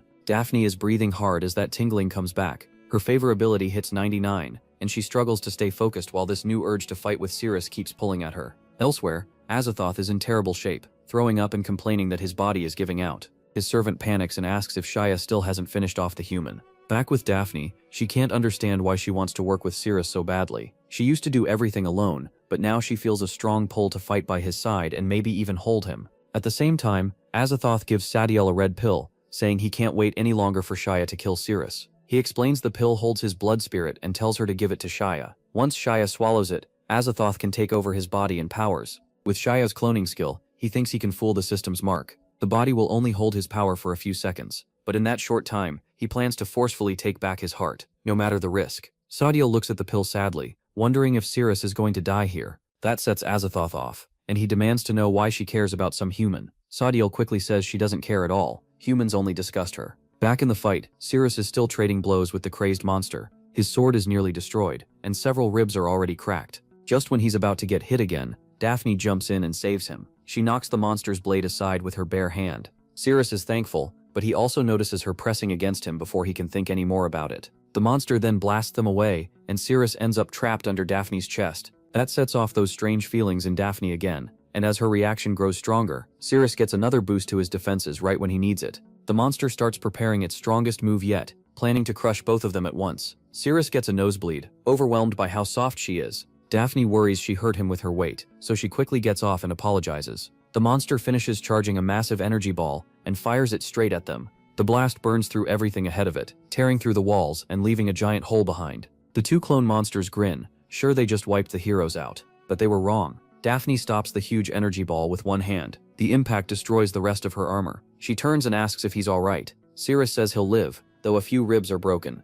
Daphne warns him he has no chance against Shia, and says if he keeps going he'll die. Then she makes it clear this fight is hers now, and she's ready to drive the monster back alone. Even so, she can't get rid of the urge to touch him. She wants to grab him and pull him close. Part of her wants to feel in control. She tells him her blue armor is gone after that last hit, leaving her fully exposed, and she doesn't want the monster staring at her chest. Since she can't cover herself and fight at the same time, she shyly asks him to hold her breasts for her. Even as she says it, she's struggling inside. She reminds herself she's an elite hero with top training, but that discipline is starting to fall apart under these urges. Meanwhile, Cirrus is still trying to stand through all his injuries. Then Daphne decides she's figured it out. She tells herself this isn't desire, just a convenient excuse, even though she's clearly lying to herself. In the end, she reaches out to pull him close, saying it's her duty to protect him. Her favorability finally reaches 100, and the system says close contact will double all of his stats. Right as she pulls him in for an embrace, the monsters attack again. But their blows hit nothing except the floor because Cirrus has already jumped away with Daphne in his arms. Her body reacts even more strongly now, and she feels a burning inside that's stronger than ever, as desire takes hold of her heart. She clings to him tighter, and the softness makes his nose start bleeding again. But that heated embrace gives him a huge surge of power. When they land, she insists she's only holding him, because he's hurt, and she needs to protect him, so he shouldn't get the wrong idea. Cirrus answers that they're both doing the right thing, and any sacrifice is worth it if it helps bring the monster down. Meanwhile, the monster creates even more clones, bringing the total to 4. Cirrus stays as close to Daphne as he can, wanting every bit of strength her embrace gives him. Then we cut to Sadiel, still staring at the red pill while Azathoth's warning echoes in her head. Since she drank his blood and synced with him, she'll die too if he does. Azathoth tells Sadiel that once he gets his heart back, she'll gain great power, join his group and feel the highest joy. He orders her to find Shia, and Sadiel says she's on it. Azathoth adds that whenever she closes her eyes, she can see through the blood spirit. Then he asks if she dislikes hugs. Sadiel says she's not used to physical contact, so there's no need. Azathoth laughs and says he wasn't offering anyway. Only a worthy demon king gets that, and Sadiel is too annoying. She's just a useful watchdog, so she should get moving. Sadiel lowers her head and wonders if he's even grosser than that human. Back in the battle, Daphne tells Cirrus to hold on tight as Shia rushes them. She spins and slashes at its legs, but when she turns back, another monster is already charging in. As Cirrus clings to her, the system shows their defense and every other stat rising. Xiaobei roars and leaps in to cut them down. Daphne grabs the huge sword and struggles to hold it back, while Xiaobei laughs and pushes harder. Then the system announces that she just leveled up and entered berserk mode. The force shakes the ground and Cirrus can barely move as his stamina drops fast. Xiaobei yells that it will kill them all to earn Azathoth's love, and even if it loses some power, giving up one physical clone is worth it. Its three monsters gather a giant mana ball, and Daphne realizes that without her armor she's in real danger. Xiaobei eagerly dares both of them to survive the attack. What Xiaobei doesn't know is that Cirrus has just reached level 25, with all his stats massively boosted. That lets him break free from Xiaobei's hold. Cirrus pulls back his fist and drives it straight into Xiaobei's stomach, sending the monster smashing into the wall. Sabil is stunned to see Xiaobei get launched away like that. Daphne drops to the ground, drained, but Cirrus stands in front of her and tells her not to worry, he'll protect her. The three monsters charge up another huge mana ball and fire it at them, but Cirrus is ready. He swings his level 25 fist again, knocks the blast away, and sends the monster flying back too. Daphne stares in shock at how strong Cirrus's punch has become. Seeing that red glow in their eyes and fists, Sadiel can only stare in silence. Elsewhere, Azathoth orders Sadiel to feed the mushroom to Shaya at once, but Sadiel has had enough, and shouts that she never wanted to be part of Azathoth's harem. She pulls out a blood spirit, and tries to attack Azathoth. A rock suddenly smacks Azathoth's hand, and he realizes Sadiel has fully betrayed him. But in the next instant, Sadiel's hand is cut off, and the blood spirit slips away. Then an Azathoth clone bursts out from the red cloth and grabs the orb. Xiaobei opens wide, and the clone quickly forces blood magic into his mouth. The second Xiaobei swallows it, he leaps up. His whole body locks up, and Cirrus has no idea what's wrong with him. At the same time, Azathoth rises as mana swirls around her. A moment later, her body starts copying itself. Soon, clone after clone fills the area and boxes them in. Cirrus is stunned. The system says every Azathoth there is the real one. Even the map is useless. Every marker shows a true presence. Azathoth mockingly says she needs to pull the heart from the protagonist's body. Hearing that, Daphne charges her at once. But one clone catches Daphne's punch with ease. Then it flicks her aside like she weighs nothing. Daphne slams into the stone wall and blacks out. Cirrus learns he gets only one shot to use Azathoth's Spear of Oblivion. Azathoth smugly explains that every clone is part of her real self, and the system can't help unless he destroys them all and finds the true one. MC says nothing. Azathoth smiles with total confidence, and asks if he still plans to fight her. Then the system announces he is fully immune to her attacks. That's because her clones have already pinned his arms, and she says she never meant to harm him anyway. Instead, she presses him into her chest, trying to drown him in pleasure. With the clones holding him tight, he can't break free. Another clone walks over and mocks his system as useless right now. Then she grabs his vest, ready to rip out his heart and give him what she calls a pleasant death. Cirrus shouts that he'd never want a witch like her. She only laughs, saying his body will answer for him, once she tests that. Azathoth opens her mouth, ready to bite, and the protagonist cries out in panic. Out of nowhere, Sadiel jumps in and smashes the clone away. She warns that Azathoth can keep those clones out only for a short time, so Cirrus has to stay out of their hands. He slips free from the clone's grip. Now he quickly thinks through his next move. Azathoth demands to know why Sadiel is helping MC, when they'll both die if his heart isn't taken. Sadiel says she owes the mushroom a favor, which only confuses Azathoth more. Then Sadiel says plainly that she wants him to live, though the truth is he is controlling her with max favorability. Azathoth moves to kill Sadiel, but Cirrus activates his system. In an instant, Sadiel is teleported right in front of Yug. Yug is shocked to see Sadiel suddenly appear in her room. Sadiel is just as shocked that Yug is still alive. Meanwhile, Azathoth doesn't even realize Sadiel is gone. Her focus stays on Cirrus, as he struggles to hold the Shei sword. She laughs, saying no weapon can touch her, and she'll crush him with raw power alone. But the protagonist suddenly swings. He cuts down one clone, then vanishes before the others can respond. Azathoth keeps bragging that his attacks mean nothing, and since he has the system, her own attacks can't hurt him either. But Cirrus was never trying to beat her there. He just wanted to avoid her strike. He tells her she's wrong if she thinks that move will work on him. Swift Body Slash only has a 10-second cooldown, and she failed to notice that. Grinning, Azathoth lunges again, saying he has nowhere left to run. She calls him back to her arms and promises him a blissful death. Omsi targets another clone, and slips away from her grasp again. Azathoth freezes. It's only been a few seconds. She can't understand how he's still using the system. Cirrus explains that the system treats each clone as another version of Azathoth. That trick is how she fooled even the system's creator. Since every clone counts as a separate person, he can keep marking them and spam Swift Body Slash to dodge forever. If she wants to catch him, she has to destroy all her own clones, or stay stuck in this endless game.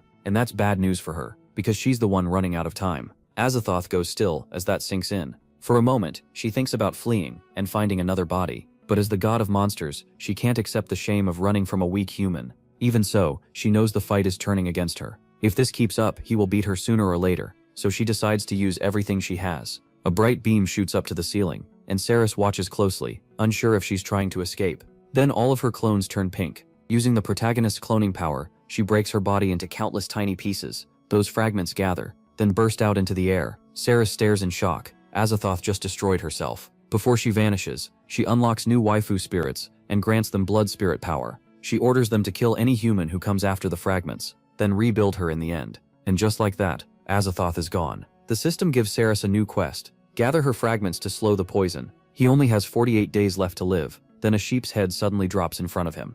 MC wonders if the rest of the body was destroyed too. The system says the head has no value, and asks if he still wants to store it. Saris agrees. A moment later, he hears Daphne coughing. He helps her back up. Daphne realizes Azathoth dropped her with one simple move, and that hard truth really shakes her. As they leave, worried guild members, including the captain, start asking what happened. The captain sees him walking beside Daphne, and can't believe he survived. Right away, he starts thinking about using Daphne's success to save his own title. He walks up, assumes she killed the monster, and asks her to help cover for him. Daphne coldly asks what exactly happened in there, and says no one else can hear about it. Earlier, Tiffany had warned Saris not to tell anyone the details. If he did, she'd beat him up. After that, the protagonist was left thinking about how sharp her mouth was. Meanwhile, Tiffany walked away overwhelmed, unable to stop thinking about MC or what she'd done. Back in the present, Daphne tells the captain the mission failed because of her. He starts sweating. He never expected even an S rank to lose. Realizing Daphne is far stronger than he thought, he decides to dump the blame elsewhere,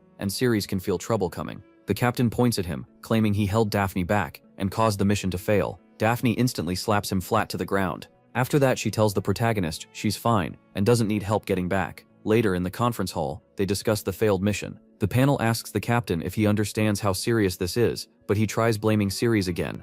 Judge Blaze cuts him off and tells him to shut up. He wasn't allowed to speak yet. One more interruption means prison, and lying will make things even worse. Then Judge Blaze orders him to explain exactly why the mission failed. The captain claims they failed because they couldn't kill Xiao, then blames MC for it. At the guild hall, he opens his storage and reveals Xiao's severed head. Everyone there is stunned. Still, the captain keeps going. He says the protagonist chased glory, led the team the wrong way, and got people killed. He claims he lost his leg saving others, and says the protagonist always freezes in front of monsters. But the truth is the people near MC are the ones trembling. The captain calls him weak, says he never follows orders, and insists that's why he's still F rank and unfit to be a hero. Judge Blaze then strips the protagonist of his rank and orders his arrest, saying Xiaobei could attack the city and a level 2 alert must be raised. Even then, the captain insists he would have beaten Shay if Ceres hadn't been there. Right then, MC bursts through the door and throws Shay's severed head. It slams straight into the captain's face. The hit leaves him bruised and swollen. Then the head drops in front of the panel, shocking everyone. They start asking who threw it, then notice Ceres quietly walking away. Judge Blaze calmly tells the captain to repeat what he said before. Shaken and humiliated, the captain begs for a chance to explain.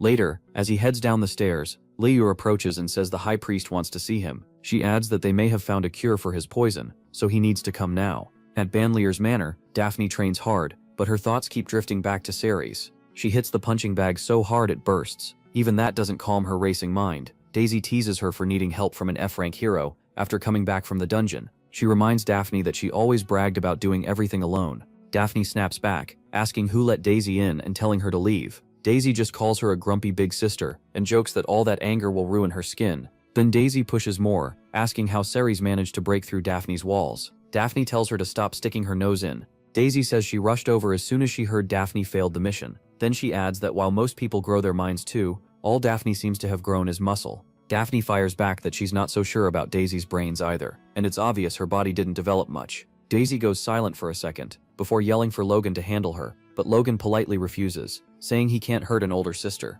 Daphne tells them to come fight her themselves, and grabs a heavy iron bar. Daisy turns away and calls that a dumb idea. Logan follows her, but Daphne swings first. Suddenly Logan's arm swells into a huge monster limb, and he easily blocks the bar, crushing it like it's nothing. Daisy feels the mood shift, and asks what just happened. Logan casually crushes the bar into a tiny ball, and calls it annoying. Daisy just shrugs and keeps walking. Daphne is left frozen in shock. She had never seen Logan do that before. For the first time, she wonders if Daisy really could steal Ceres from her. At the gates of the Holy See, Liebel tells Ceres he's the only one allowed in. Just as he starts to enter, she calls for him to wait. When he turns, Liebel quietly admits maybe she just wanted a little more time with him. Inside, Cirrus finds a table set for two. Waiting for him is Seraphine, the Holy Sea's top priestess. She swings a leg over a chair and tells him to sit. She says she wants to talk face to face. Cirrus hesitates, then sits. Seraphine calmly says she already knows the poison in his body came from Azathoth's blood, leaving him stunned. She explains that blood can empower monsters, but it melts human flesh on contact. Somehow, his body fused with it, though it's still killing him little by little. Cirrus admits she knows a lot about his condition. Before he can say more, she plants her foot over his mouth and warns him not to interrupt. That catches him off guard again. She says if monsters ever taste his blood, it could cause a disaster. So to stop that, she's decided to consume him herself. Cirrus jumps back in shock. He can't believe she means eating him, even though they're both human. Then his eyes go wide when she lifts off the ground and tentacles spread from her body. She says that even if she's a monster, she's still on humanity's side, and for mankind's future, she has to consume him. Wanting to live, Cyrus locks onto her. Several system cards flash in front of him. He picks one. It's the Angel of Bliss gloves. The moment he puts them on, a shockwave ripples out, and he realizes hitting the right spot will trigger his ultimate move. Cyrus just stares at Seraphina in total confusion. She holds up a glowing pink piece of Azathoth and says this power is the only thing that can keep someone alive in this world. Without pausing, she starts absorbing the fragment. Power rushes through her. Her veins swell and twist, and mouths start forming at their tips. Cirrus watches in horror, as even the ends of her veins turn into mouths. In her mind, Seraphina enjoys the power. She pictures herself devouring Cirrus, then using that strength to rule every human city. People would live like cattle under her laws, which she calls the Holy See. Anyone with evil thoughts or who refuses to obey would be eaten and purified. She wants a world with no evil or corruption. Cirrus gets angry. This isn't protection, it's control. He refuses to become her food, and raises his golden glove as its light grows brighter with his resolve. Seraphina only smirks, amused that he thinks he can escape her. Before he can act, her veins whip toward him, and the fight starts. Cirrus dodges on instinct. As they trade blows, he realizes those vein attacks are part of her body. He lightly tests one to see how sensitive it is, but the result is awful, just one. He grips the glove tighter and keeps testing its power. More veins strike, but he slips past them with the glove's help. Even so, he only leaves a tiny scratch. A one charge isn't enough, so he needs a weaker spot. At the same time, Seraphina's veins curl in and drag him toward her, lifting him until they're face to face.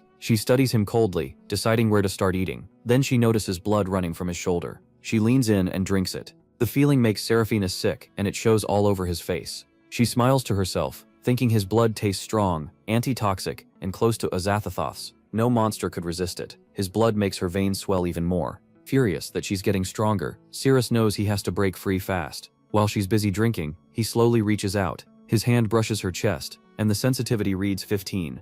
Better, but still not enough. Seraphina looks down and asks what he's doing. She says she's about to eat him, and he's still trying to touch her. Her disgust is obvious, but Cirrus has already figured something out. If she has a true weak spot, it has to be the place she can't guard well. He doesn't see another choice. With a serious look, he raises his hand powered by the Angel of Bliss gloves. This is his best shot. If he hits the right place, he'll pour everything into it. Cirrus reaches her private area and finds the weak point. She threatens to break his hand, but he keeps going. The sensitivity shows 11, then 14, when he tries again. Enraged, Seraphina kicks him away hard. She exhales sharply. Cirrus is rattled. Every charged touch sends out a shockwave and drains him. So if he wants real damage, he has to stay close and keep contact. Seraphina growls that he's beyond annoying, shaking off the pain still running through her legs. She says he's shown no respect on her ground, and what he did is unforgivable. Her power lashes at him, but Seraphino's 14 still won't break through, so he decides to close the distance instead of just dodging. Seraphina strikes with a vine packed with yellow energy and slams him hard. Seraphina knows he still has to push in and stay on her if he wants to save humanity. Caught off guard and hurting, he staggers back. Seraphina is shocked as he gets thrown away, surprised by the way he counters. He lands badly, then quickly activates the Angel of Bliss glove and touches her again. Her skin feels stiff, and the sensitivity is only 6. Furious, Seraphina yells at him to let go and calls him an idiot before kicking him even farther back. Seraphina knows he needs to get away fast before she swallows him whole. He figures that 6 charge is at least enough to launch himself back. Wide-eyed, he notices a mouth on one of her vines, so they really do have mouths. A second later, her veins wrap completely around him. She mocks him for giving up on attacking her vines, and asks if he's already done. No matter what he tries, she says, he's still going to end up inside her. Grinning, she admits it's been a long time since she's tasted anything like this. Trapped inside the living vines, Cirrus feels their slimy mucus all over him. Seraphina suddenly winces in pain, asking what he's doing inside her veins. The sensitivity jumps to 25. She quickly throws Cirrus out, and he slams onto the floor. He feels sick as slime spills everywhere, and the smell is horribly strong. Then he notices the sensitivity is 25, just a quarter of 100. Since she has 4 vines, he starts thinking each one might add up. If he's right, touching another vine should raise it to 50. Feeling the effects, Seraphina thinks the daisy she threw away is coming back. If this keeps up, she may lose her purification magic. She knows she can't let Seraphimes reach that special place inside her again. Furious, she decides to kill him and consume him once more. Her vines split open like jaws, turning into hungry plant-like maws. They rush at Cirrus. Grinding his teeth, he realizes one of them is the same vine that spit him out, and now it's much faster. Then 2 vines lunge from both sides and catch him off guard. Still angry, he decides to test the sensitivity again. He jams his hand into one of the vine mouths, making Seraphina cry out in pain, but when he checks, it still reads 25. Seraphina screams at him to stop messing around inside her and get back. Calling him disgusting, she smashes him with her huge purple tongue and makes him bleed. After the hit, Seraphina grabs the tongue and dodges, but the level stays at 25. That tells him the real weak point must be somewhere else. All 4 vines snap toward him at once. Seraphina shouts that he'll crush them all, then readies his bliss gloves and moves to dodge. When the gloves touch a locked target, they build charge and fire off a shockwave blast. It hits Seraphina hard. She realizes his right hand is what triggers that wave attack, and each hit makes it stronger. Seraphina starts thinking the weak point isn't in the vine mouths after all, but somewhere else on her body. He knows he has to get closer to find it, so he rushes straight at her, ready to risk everything for humanity's freedom. If winning means checking every part of her body, he'll do it. Seraphina burns with anger, unable to believe he can sound so heroic while saying something that outrageous. Seraphirus charges in with red glowing eyes, and that catches her off guard. He says he'll start with her chest and reaches for it. Suddenly Seraphina releases a thick cloud of purple smoke with a horrible stench. Seraphirus jumps back, shocked by the smell, and wonders if she's hiding something with the smoke. He panics because his Angel of Bliss glove still isn't charged. Now he has to rely on raw strength, but something feels wrong. He's getting dizzy. The smoke might be affecting him. Then her vine tongue shoots out of the smoke and stabs toward his heart. He tries to catch it, but it slips away at once. She retreats back into the smoke before he can reach her. Hidden inside, Seraphina laughs and tells him he'll soon be paralyzed and cold. After that, she'll control him completely. In the smoke, Seraphina feels his head spinning and his body getting heavier. Then he realizes something. His right hand is what unleashes the lightwave attack when he touches her. She's trying to keep that hand away from her. That makes him suspect one of her vines may still be wrapped around it. Another vine lashes at him. He thinks it's a fake out and that the real attack is coming from the left. Is she aiming for his left hand? Instead, her move gives him the perfect opening to reach out and touch her. After striking his left arm, her vines slam him into the ground. Seraphina says his body is tougher than she expected.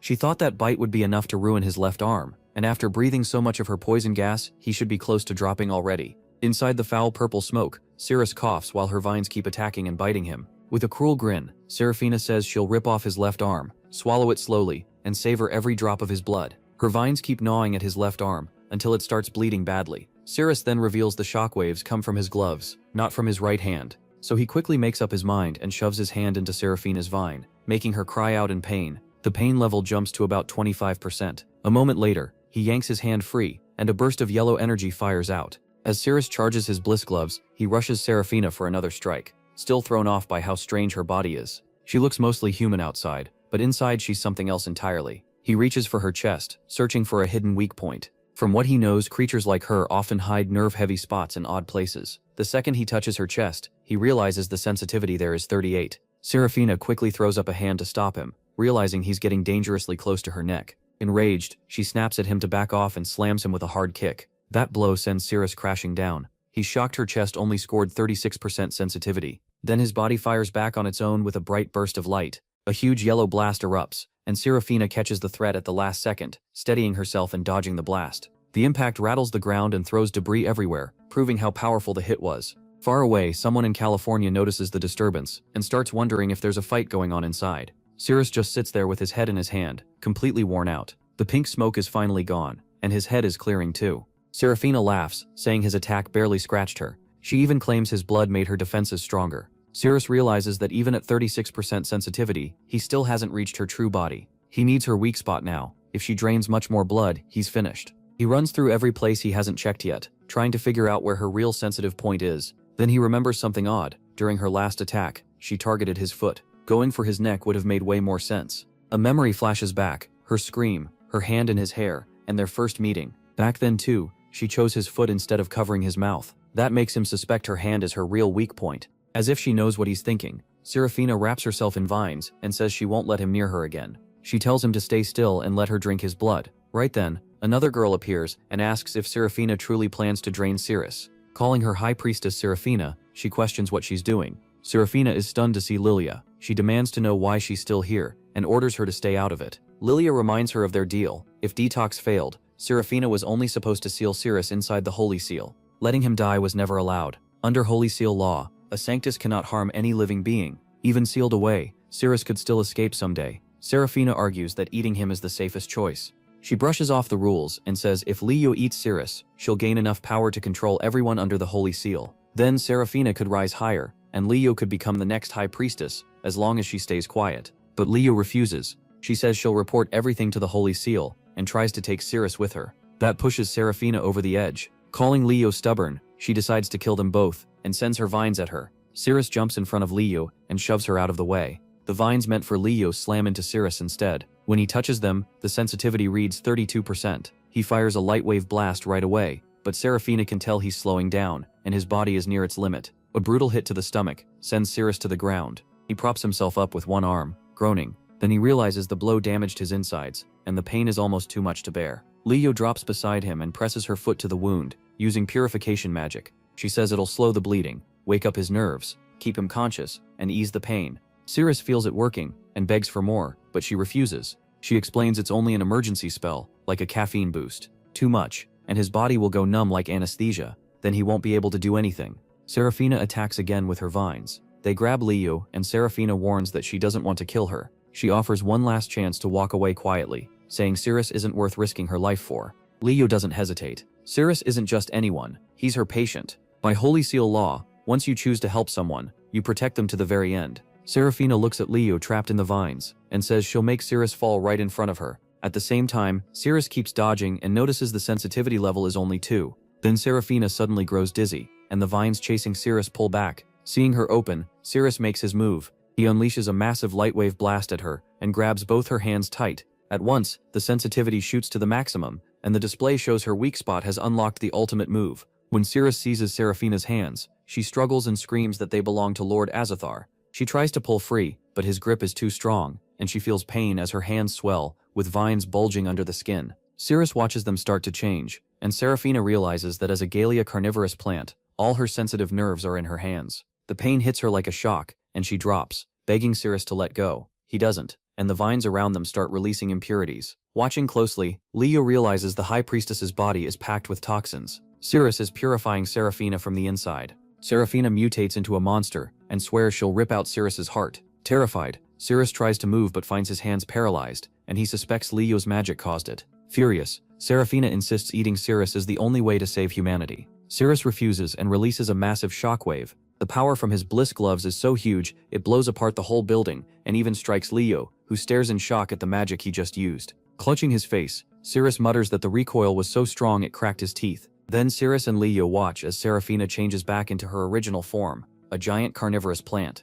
Sagiris stumbles, gasping, and says something feels wrong. Then he collapses into Lia's lap. She panics, calls his name, and checks his forehead. His body temperature has dropped dangerously low. He used too much power, and if she doesn't treat him fast, he'll die. She gently lays him down and places her glowing foot over the injured part of his body. Focusing hard, she says she'll start by healing his internal organs. Suddenly, Sidri stirs and notices the water around him has turned to sludge. Confused, he asks what's going on. Lia calmly explains that the sludge is the physical form of his injuries. It means his body is in critical condition. He tries to move, but the heavy sludge pins him down. He complains that it's freezing, even colder than before, and he can't move at all. Lia keeps channeling purification through her foot while watching the sludge shift and darken. If she doesn't deal with it, it could freeze him from the inside, so she starts rubbing it away with her foot before it hardens. Sagiris lets out a slow breath and starts to relax. Then a glowing message appears, saying the target has been logged. Lia stays focused and tells him to breathe and calm down. Her purification magic needs a clear mind. If dark thoughts creep in, her healing weakens and could fail. She has to finish before that happens. Sagiris says he feels warm again and tries to sit up. Lia pulls back slightly and tells him his internal injuries are healed. Now she only needs to restore his strength. She raises her foot and gently presses it to his lips, showing they're in the final stage of treatment. With his mind still hazy, Sagiris imagines a chocolate cake and starts eating on instinct. Lia stays fully focused. She tells him to finish every bite, because she won't let this spell fail. To her, this is more than healing, it's proof of her faith, and she's sure she can save him completely. Then another message appears, showing favorability has reached 51. Sagiris keeps licking her feet, saying the cake tastes amazing. Leah winces, clearly bothered, and tells him to stop using his tongue. Then a message pops up, showing the lust index has hit 60. She's worried by how fast his muscles are absorbing energy. They're already starting to cramp, and if this keeps up, he'll wake up sore and drained. She realizes she has to cool him down fast before it gets worse. As the lust index rises, she realizes this is the best time to help him. His body is extra responsive, and the sensation can reach him fully.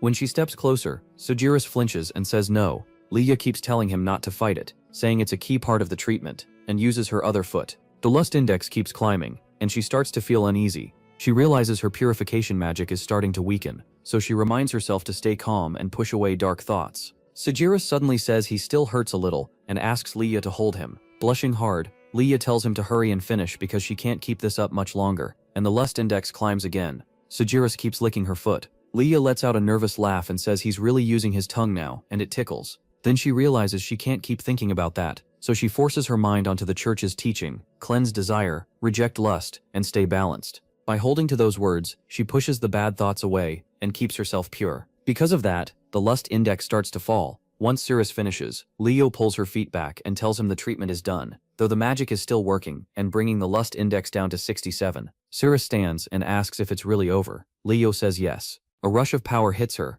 and she realizes her purification magic has grown a lot, maybe even doubled. She understands that healing Cirrus made her magic stronger again. As Cirrus stretches, he says all his wounds are gone, and he feels great, praising Leo's magic. Hearing that, she starts thinking this boost might help her become the next archbishop sooner than she thought. She tells Cirrus to come to her for treatment from now on, even for small injuries. He agrees. The story moves to the Holy Church, where a huge hole has wrecked part of the building. Charlton arrives with Daisy, who stares in shock, and he wonders if a demonic beast caused it. Charlton walks over to Cirrus and Leo, then asks what happened and whether they were attacked. Cirrus admits they still don't know everything, but the archbishop is definitely gone. He also points out the carnivorous plants Cirrus has. Leo says they'll need to wait for the next archbishop before moving ahead, but they can still discuss their partnership for now. That catches Charlton off guard, and Leo explains that once the new archbishop agrees, a lot of the process can be skipped. He sighs and says that's their only option. Cirrus steps away and says they'll handle it from here, giving Charlton a quick goodbye. But before he leaves, Charlton calls him back and tells Daisy to drive him home and update him on the Warrior Guild.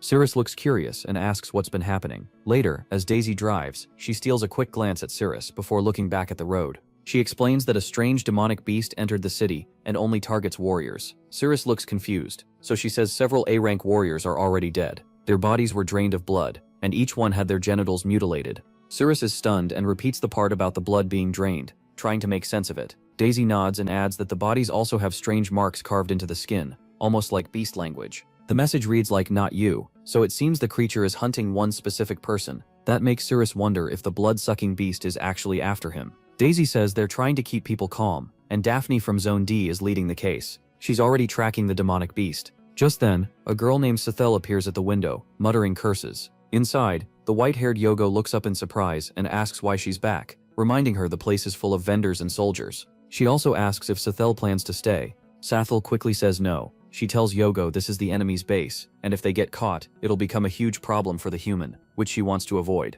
Yogo laughs and teases that Sethel knows transformation magic but won't share it. Sethel looks confused and says she can only change other people's appearance. She also needs somewhere safe to hide, because going outside is too dangerous. Yogo just stares at her, puzzled. Then blood suddenly starts dripping from Sethel, and she collapses. Yogo looks up and calls her out for faking sickness to get attention, saying she won't share her master. As she says that, her thoughts drift back to when Cirrus saved her.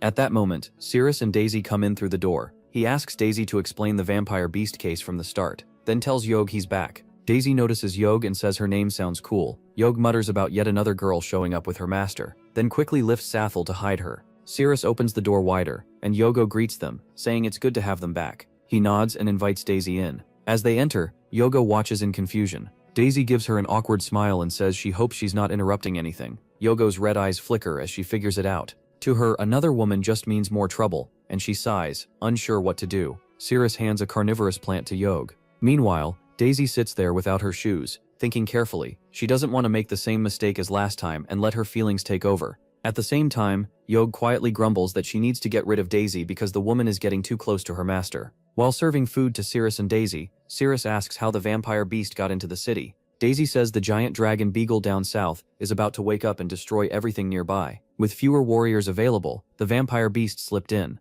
She also says that when she gave Cirrus the captain's badge last time, she was in such a rush that she forgot something important. Cirrus asks what she forgot, and Daisy explains that as the secretary to the vice president of Zone Z, she has to record every warrior's preferences and living conditions. She gives him a form for a personal promotion survey. Cirrus looks it over and asks why it includes questions about a spouse, wondering if he really has to answer everything. Daisy says yes, all new captains must complete it and send it to the guild. She stresses that details matter because they can affect the team's evaluation. Cirrus sighs and agrees to fill it out, while Daisy secretly hopes this will bring her closer to him. Then a sound comes from the other room, and Cirrus wonders how someone else ended up in Yog's place. He gets up to look, with Sathiel following behind, clearly not in good shape. He asks if she's injured, but she panics, wondering if that woman saw her. If she did, warriors might come after her, and she'd be forced to fight. Cirrus tells her she can't kill Daisy, and says they'll find another way. Sathiel glares and asks why not. Does that woman matter to him? He pauses, then promises he'll make Daisy leave after he finishes the form. Back outside, Daisy asks Yog who's in Cirrus's room, and Yog says it's his older sister. Daisy's eyes widen, and she starts wondering if she's already fallen to third place in Cirrus's heart. Inside, Sathiel warns that the woman has to go, or she'll be forced to deal with her. Cirrus calms her down and says he'll handle it. Then Daisy hears a scream from inside and asks Yog if they should help. Yog shakes her head and says Cirrus can manage, and if Daisy goes in, the other girl might bite her. Sathiel suddenly rushes out and slams into Cirrus as he walks in. He asks how she can hit that hard even while injured. He gives Daisy the completed form and asks her to turn it in at the guild. She nods shyly, then asks if he wants to eat at a really good restaurant outside. Both Cirrus and Yog are caught off guard. Yog shoots Daisy a sharp look, while Cirrus awkwardly asks if that would be okay. Yog suddenly grabs some food from the plate and reminds him it's time to eat. Cirrus looks confused, wondering when that became the plan. Blushing a little, Yog places the food against her chest and pulls Cirrus closer, softly telling him to eat and stay until he finishes. Daisy stares wide-eyed, while Cirrus is too stunned to move. He finally takes a bite of one cookie and asks what it's made from. She casually says snake liver and bat wings, but insists it tastes good. Yog pulls him closer and urges him to eat another, saying he has to finish everything. Cirrus just shakes his head and refuses. Watching all this, Daisy asks if this is how Cirrus normally eats. He sighs and says not really. Still trying to feed him, Yog smiles and claims they do this every day because her master likes it. Then she tells Daisy to leave if she doesn't want to watch. Daisy stands, apologizes for interrupting, and heads out, thinking maybe Cirrus and Yog really are that close now. A loud knock suddenly hits the door. Outside, a pink-haired girl politely asks someone to open up. Inside, another girl hears her and frowns, clearly annoyed. The boy beside her, Roy, looks confused and asks why nobody's answering. He uses magic, and the door blasts open with a sharp crack. Cirrus jumps up, shocked and furious. He yells at them for smashing his door, cursing and complaining.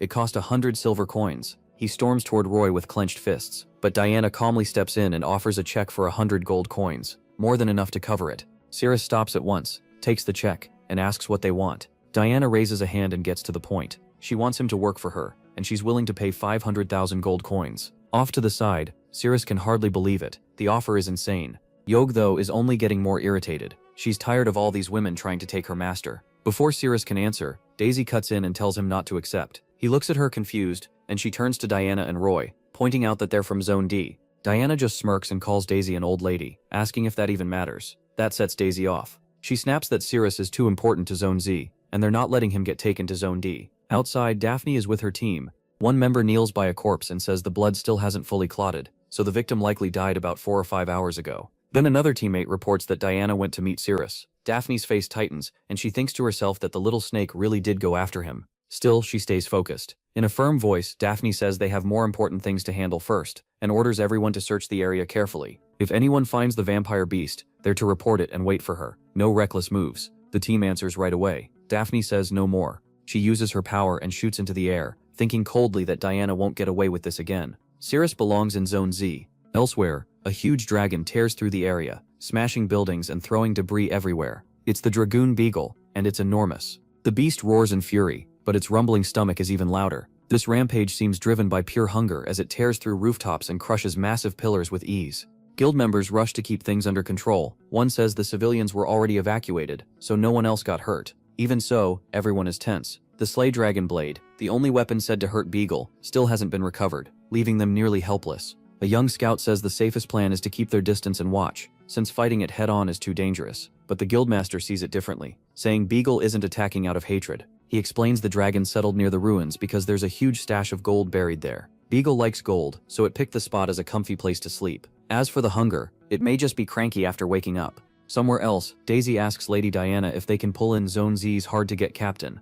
Diana asks whether they have enough money to make a real offer. Then she looks to Cirrus, wanting his answer. He only blinks and says he doesn't even know the captain they're talking about. Diana doesn't care. She quickly gets to the point. What she really wants is for Cirrus to talk, specifically to explain how he got around Daphne's no cooperation rule, and what he knows about the Shea dungeon case. There's just one catch. He'd have to say it all live on a popular TV show, just to embarrass her sister. Once Ceres gets what she's really doing, he turns her down. He sees through the whole thing. Diana gets annoyed and raises her voice, saying this is his chance to make a huge amount of money. Ceres stays calm. He says making Daphne upset isn't worth it. He gave his word and he plans to keep it. Diana takes that like he's bargaining, and wonders if he's just fishing for a bigger payment. She starts offering more money, but then Daphne's voice cuts in from behind, sharp and commanding. Diana spins around, clearly surprised. Daphne marches in and demands that they stop bothering Ceres. She looks ready to swing. Roy quickly steps in and reminds her not to hit her sister too hard. Daphne eases up a little and tells Roy to stay out of it. From the corner, Daisy watches and quietly wonders if Daphne from Zone D might actually like Cirrus.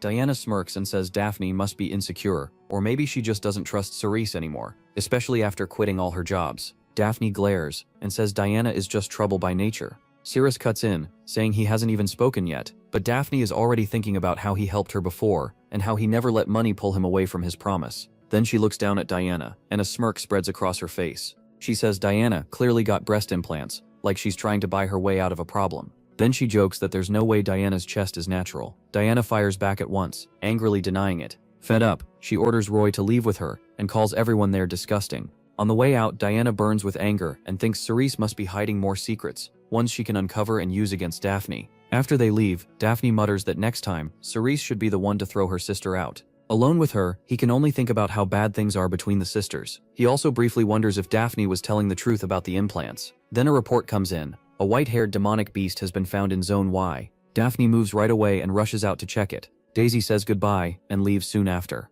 That's when Yug steps up with troubling news. She tells Ceres that Sothel is in bad shape. Her body temperature has dropped to a dangerous level, and only a high-grade recovery herb can save her. But there isn't enough time. Desperate, Ceres suddenly thinks of something. Maybe his blood, mixed with the power of Sothel's lord, might help. Without hesitating, he cuts his palm and lets his blood drip into Sothel's mouth. Yug gasps, but it works. Bright green mana wraps around Sothel's body as Ceres watches closely. A moment later, Sothel starts to move. Her eyes slowly open. She grabs her head, still groggy, and Ceres gently asks if she's okay. The scene shifts back to Beagle, now casually chewing on giant rocks. Suddenly it stops. Its nostrils flare. It smells something. With a low growl, the massive dragon turns and starts moving. Panic spreads fast. This has never happened before. Beagle is heading for Salem. The guildmaster immediately orders everyone to go on full alert. New reports confirm that Beagle is marching straight toward the city. Why? It can smell the blood of Sothel's lord now flowing through Ceres, and it wants it. Yug stares at the blood, amazed by how good it smells. Sothel grabs Ceres's hand and says she won't waste even one drop. Blushing, Ceres tells her she's sucking way too hard, and it's starting to tickle. Then Yug calls out that she can't hold back either. She needs a taste too. She grabs his head and goes for his hand, trying to drink some herself. Now both of them are eagerly sucking his blood, while Ceres yells for them to stop because he can't feel his hands anymore. The demon girls start wondering if they feel so strong and refreshed because the purification is working from inside their bodies. Yug realizes it must be healing Sothel too, because she can't stop and keeps craving more. Then a loud emergency alert blares out, announcing that a high-level magic barrier has been activated, and that breaks the moment. Both girls stop at once, startled by the warning. Sothel realizes she completely lost control. Yug is shocked to see her clothes have somehow returned, though her magic is running low now. The announcement goes on. A giant dragon named Beagle is heading straight for Salem City and will arrive in 10 days. All citizens are ordered to evacuate to underground shelters, and every warrior must draw their dragon-slaying blade to prepare for battle. Every warrior also has to report to HQ within 3 hours, or be demoted from the guild. Jeeps are already racing toward headquarters. Meanwhile, a secretary tells Ceres he's out of luck. He has no recruits with him, and Zone Z has no vehicles left. Ceres groans and asks if that means he has to run 100 miles. He yells at her to recruit someone already, but she just shrugs and says she still has paperwork. If he wants a ride, he'll need to join another guild. That's when Irene from Squad 14 offers him a spot. Ceres asks if her captain would mind, and she says he'd probably be glad to have someone strong like him along. But the second he says he's an F-rank captain, she freezes and backs off right away, because F-rank doesn't even have captains. She quickly acts like the whole thing never happened, which leaves Cerise furious. Then Bella suddenly appears and asks to join Squad 15. Cerise is shocked to see her. She greets him with a warm smile, and then complains that he never visited after leaving the hospital. She asks if he forgot her, saying she's heard plenty about him lately. Cerise explains that he's been buried in one crazy problem after another. Bella smiles, happy to hear he's a captain now, and says they can catch up after the mission. The secretary cuts in to remind him that he still has forms to finish. Irene tells Bella not to waste her time on an F-rank loser, and brags that her own captain is A-rank. Then Taylor walks in and smugly says, Cerise only became captain because of connections. Bella's eyes widen when she recognizes him. Taylor tries to recruit her into Callant's group, boasting that his armor makes him far stronger than Cerise. He gives her another chance, and even promises an A-rank sword. Bella refuses and says she's staying with Cerise. Cerise tells her to come sign the papers, and she heads over without a second thought. Taylor clenches his fists, furious that Bella keeps choosing Cerise over him. Irene mocks Bella for her bad taste, and tells Taylor to forget her, and move on. But Taylor is still boiling. He says one day they'll all be begging him for help. Back at the desk, Cerise starts complaining again about not having a vehicle. The secretary says Squad 14 already took the last two even though they only have 5 people. She suggests asking Captain Taylor for a favor. Taylor laughs in his face and calls Cerise a joke who can't even afford a full set. He says he'd rather publicly humiliate him in front of Bella than give him a seat. But Cerise quietly looks at the paper Lady Diana gave him, an offer promising help if he ever needed it. Taylor wonders why they still haven't come out yet. Then one of his people says they've arrived, and Taylor asks if they can't just take a car, which Cerise clearly agrees with. Taylor steps forward and drops his sword, then jokes that he's sorry and asks someone to pick it up, since he's still learning how to control his Thunder Rage weapon. Taylor then says if they want something, they should earn it, like real warriors. Bella snaps that he's clearly doing this on purpose. Irene mutters that Bella's taste in guys is awful, and the driver smugly suggests they beg Taylor for help if they want mercy. Taylor says every warrior has to reach headquarters within 3 hours or lose their place. If they can't do it, they're back to being F-rank nobodies. Bella quickly realizes Taylor is pushing Cerise around because of her. Cerise calmly says their helicopter has arrived. That catches Taylor completely off guard. Everyone freezes when they spot a helicopter marked with the guild's logo landing nearby. Since it's clearly a private VIP ride, people start wondering what kind of mission would need something that fancy. Taylor shuts that down, saying it's probably for some major job, and telling everyone to quit guessing. A young woman steps out of the helicopter and asks Cerise if it's time. Taylor's group is stunned. To them, Cerise is only F-rank, so this makes no sense. Cerise grabs his sword and tells Bella to get on. Taylor fumes, unable to believe that an F-rank loser is acting so bold. Then he notices Cerise is holding his weapon. He immediately demands that Cerise give it back. Cerise just says he forgot to return it. Then he uses his power and hurls the sword into the ground, where it explodes after hitting the gas tank. Everyone panics as the car bursts into flames, and Taylor orders his crew to find another ride. Meanwhile, the others yell that a demonic beast is slaughtering their people, drinking human blood and draining them dry like trolls. After tasting the blood, the beast says it's not the one she's looking for. She wonders which man has the blood she needs. The creature steps closer and says she'll drain every man in the city until she finds him. People panic, shouting that if Daphne is here, everything will be okay. One man cries out that they have to defend the city. They can't keep running around searching for warriors. The beast rushes them, and the commander warns them about the attack, but she grabs him first. He stares straight into her mouth, sure he's about to die. At the last second, someone dives in and saves him. Everyone shouts Daphne's name. She scolds them for not waiting, and when they tell her to go to headquarters, she refuses. She wants to kill the beast first. Then she recognizes the demon and asks why it's still alive. The beast seems surprised that Daphne knows her. Daphne sees she has the advantage now. She says last time she was trapped, but this time she'll even give up a part of herself, since the beast is weaker. The beast accepts that and explains she's only a collection of fragments, chasing a man with demonic blood, someone she thinks she's fought before. Daphne realizes the beast is after Cirrus, so she vows not to let it get anywhere near him. Cirrus asks if the sealed area under headquarters is real, and Diana confirms it is. Only a few trusted people know about it, and the dragon-slaying blades are stored there. Bella asks if beasts can appear down there, but Diana says no, the room is supposed to be secure. But when they move in, they find the guards dead. Cirrus asks Diana if the demonic beast got here, and it becomes clear this place isn't safe at all. Diana is shocked by a statue that shouldn't be there, the sleeping maid statue. She starts to wonder if their information was wrong. Bella spots a wounded man still alive in the middle of the slaughter. She rushes over and helps him sit against the wall while the others spread out to inspect the basement. Lady Diana steps forward, staring at the damage in disbelief.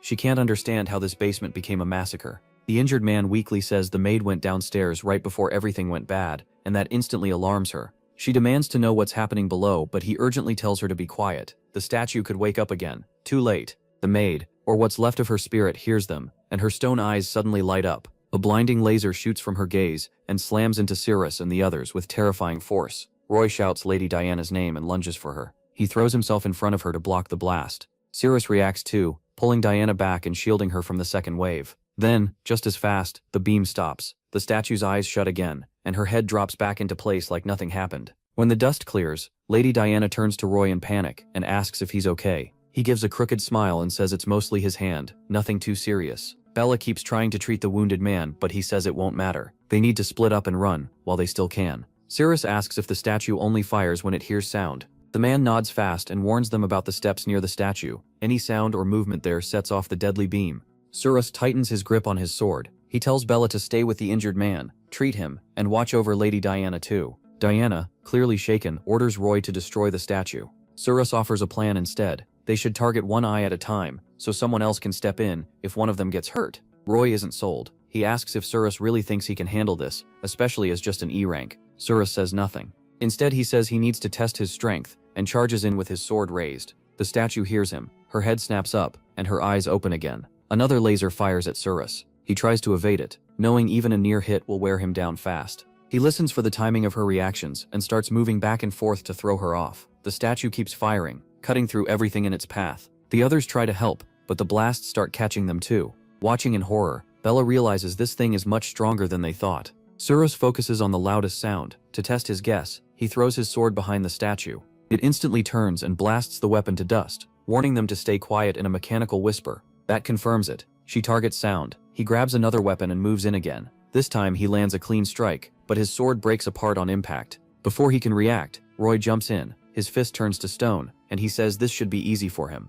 He drives that stone fist into the statue's chest, but to his shock, it barely does anything. He doesn't even get a moment to process it before the statue grabs him. Roy cries out as her grip crushes tighter. Cirrus leaps forward, grabs a nearby hammer, and smashes it into the statue's back. Something flashes in the dust. He looks closer and stops cold. There's another eye embedded in the statue's back. Before he can warn anyone, the hidden eye opens and fires. Cirrus barely rolls away. Roy fights to hold on, creating a large stone cross between himself and the statue's hands to buy a little time. Lady Diana sees Roy struggling. Even their quiet voices stir the statue. Her head whips toward Diana, eyes locking onto the sound, and another laser fires. Still trapped, Roy sees it coming and yells for Diana to get back. Bella reacts instantly, dragging Lady Diana aside and into cover. Roy grits his teeth and tries one last move. He raises both hands to cover the statue's eyes and block the beam for a moment, but the laser burns straight through. It keeps firing, and the pain makes him scream. Even so, he yells at Cirrus to destroy the statue before it targets Diana again.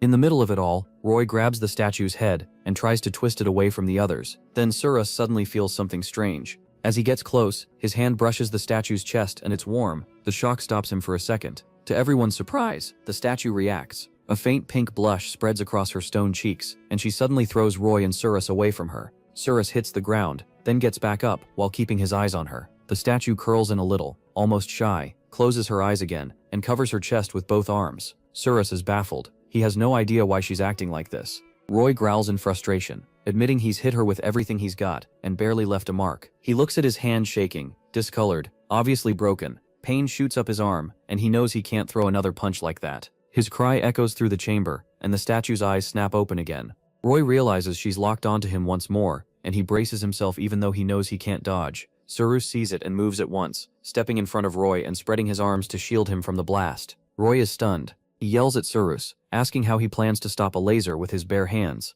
but the statue suddenly hesitates. She blinks in surprise when Cirrus touches her chest again and softly pinches it. That one move completely throws her off. The laser fires, but this time it misses and blasts the wall behind them. Cirrus notices the change and starts to wonder if she can actually feel things, if she's reacting with emotion. Bella and Lady Diana are left speechless. Somehow Cirrus is throwing off the statue's deadly aim in the weirdest way possible. Still hurt and confused, Roy asks Cirrus what in the world is happening. Cirrus doesn't explain. He just tells Roy to move back because he's injured. He'll handle it from here. Roy starts backing away, but the statue notices his movement and shifts to attack again. Cirrus reacts at once, using a counter to break her focus. It works. The blast misses Roy and tears into the wall instead. Still hiding, Lady Diana asks Bella if Cirrus always fights like this. Bella says no, this is totally new, but somehow it's working. Diana turns back to check on Roy. Roy says he's fine, but admits they never thought the statue would be this hard to break. He warns Cyrus not to let his guard down. By now, the statue is focused only on him. Cyrus slips past her next attack, and that motion makes her chest shift again. She freezes for a second, clearly shaken. Then she rushes him again, flustered, but still coming hard. This time, Cyrus studies her closely. Her attacks are getting sloppy, like her whole fighting rhythm is falling apart. From the side, Roy points out how wild and messy her moves have become. Then Cyrus suddenly gives the statue a light smack on the butt, and tells her to focus if she wants a real fight. The statue stumbles right in the middle of her attack. Roy can only stare. As ridiculous as this is, he has to admit Cyrus is making it work. Roy drops to the ground, clutching his chest. Lady Diana asks if he's okay, and he says his chest hurts. His ribs might be cracked from the statue's blows. Bella quickly warns that chest injuries are serious, since they can affect his heart and lungs every time he breathes. She offers to help and asks him to show her his chest, though she warns it will only ease the pain for now. As Roy lifts his shirt, Bella pauses for a moment, surprised, but she quickly refocuses and checks his injuries. When Roy asks what she sees, Bella says the damage is real. Then he asks if any player stronger than Cyrus could beat the statue,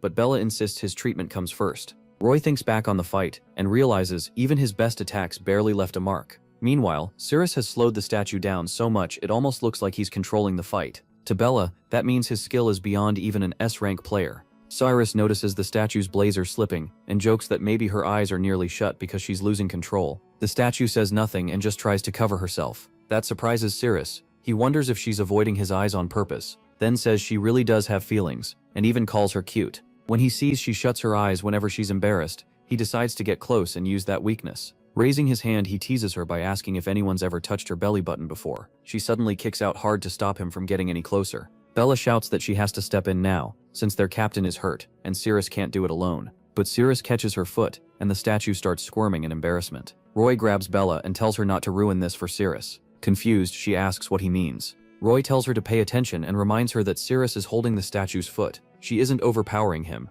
He tells the statue to feel his heartbeat through her foot, then gives her leg another teasing shake. That only makes her even more flustered. Then she opens her eyes and starts shooting lasers again. Everyone is stunned when they realize the beams are weaker than before. Cyrus tells her her attacks are getting weaker, even if they still won't kill him. Suddenly she grabs Cyrus by the neck and yanks him closer. Roy yells that she's charging a stronger attack and tells Cyrus to get away. Instead, Cyrus lifts a hand toward her chin. Roy warns him to dodge, not move closer, because this could kill him. Then the system locks on, and Cyrus kisses her. The statue is completely stunned. Roy blurts out that she's still frozen from the kiss. They exchange some water while Cyrus catches his breath after pulling back. Then the statue shoves him away, and Cyrus jokingly asks if she stuck out her tongue on purpose. Blushing hard, the statue covers her face and hides her head with both arms. Lady Diana shouts that she's covering her head. Cyrus steps in closer, and Roy notices she still hasn't reacted to him moving. Curious, Cyrus pokes at her and says her tongue is stiff. He wants her to look at him again, but the statue stays silent. So he calls to his friend, saying the shy girl still won't lift her head. At another split in the path,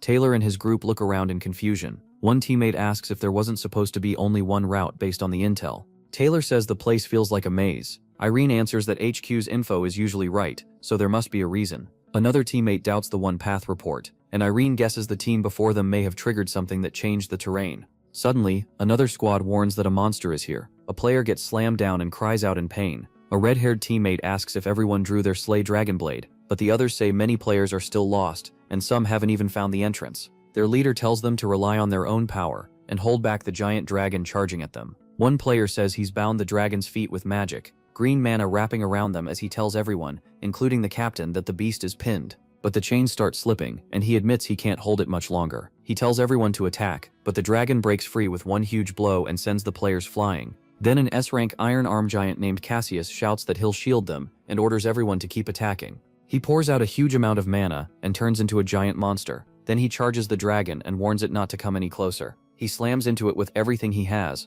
and vows to cut it in half. The hit actually stops the dragon for a moment, and Cassius wonders if this might work. The others cheer, calling him amazing and yelling for him to keep going. The dragon notices his attack and gives him an annoyed look. After a brief pause, she watches Cassius showing off his power and markings, muttering that people always start trouble whenever she's trying to eat. She lifts a hand and calls Cassius annoying. Then she swats him away like he's nothing. That one hit shatters Cassius's armor, and his mana means nothing to her. He crashes down, slamming his head, and everyone is left shocked that a fighter like him got dropped so easily. Even then, Cassius tells his allies that Salem City is counting on them, so they have to stop the dragon no matter what. Still fired up, he says they must bring it down before it reaches them. Outside a door, Taylor steps closer with one hand on the handle and warns his team to stay alert. They have no idea what's waiting on the other side. As Mieres pushes the door open, it lets out a loud creak, and the whole basement starts to shake. The team is stunned. One member asks if the maze is having an earthquake, while Taylor tells everyone to get ready for anything. Another says it doesn't feel like an earthquake. The air is buzzing with magic, like someone activated a special mechanism.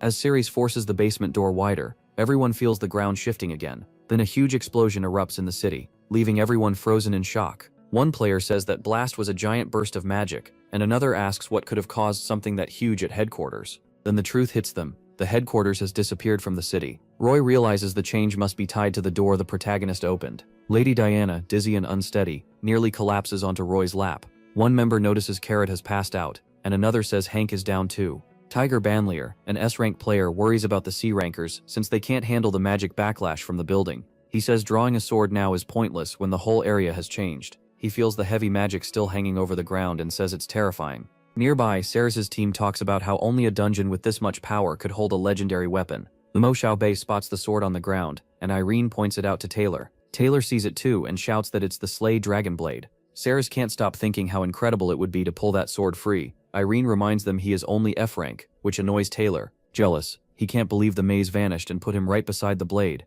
Thinking the first person to try has the best shot, Taylor decides he can't let the protagonist beat him to it. He calls for his team to follow, and they rush in behind him. The sword starts whispering that it's uncomfortable with so many people crowding around it. MC stares in shock. The sword tells him to stop looking at it like that, saying it feels exposed without a scabbard. It warns him to close his eyes, or it'll release pressure on him because it hates being stared at. Ceres feels that pressure, and is stunned that a sword can talk at all. Then a huge wave of force bursts from the blade, cracking even strong armor, and dropping players one after another. Taylor's teammate explains what's happening, and everyone is stunned by the sword's mana. Around Taylor, the air feels heavy and burning, making it hard to breathe. He looks around and sees everyone struggling. Even Sariwas is being crushed by the pressure. The sword spirit notes that the protagonist is tougher than expected for still standing. Banlier whispers that anyone who can move under this pressure might be able to draw the sword. His teammate asks if he can even get near the Slay Dragon Blade, and what the danger is. Banlier says the sword has been asleep, so it shouldn't be dangerous. But the sword warns that anyone who comes too close is asking for trouble. That catches MC off guard, and he turns to Bella. He asks if she hears anything strange. Bella figures the heavy mana is messing with his head. Taylor jumps in and mocks him, saying the pressure scrambled his brain and that he can handle way more than Ceres. He reminds him the first one to pull the sword has the best shot, so he won't let him get there first. Then Taylor laughs, saying an F rank like the protagonist should never touch the Slay Dragon Blade. Bella rushes at Taylor and tells him not to act so fast, but MC stops her and warns her to stay away from him. The second Taylor crosses the line and nears the sword. It reacts at once and yells at him to get back. Taylor ignores it.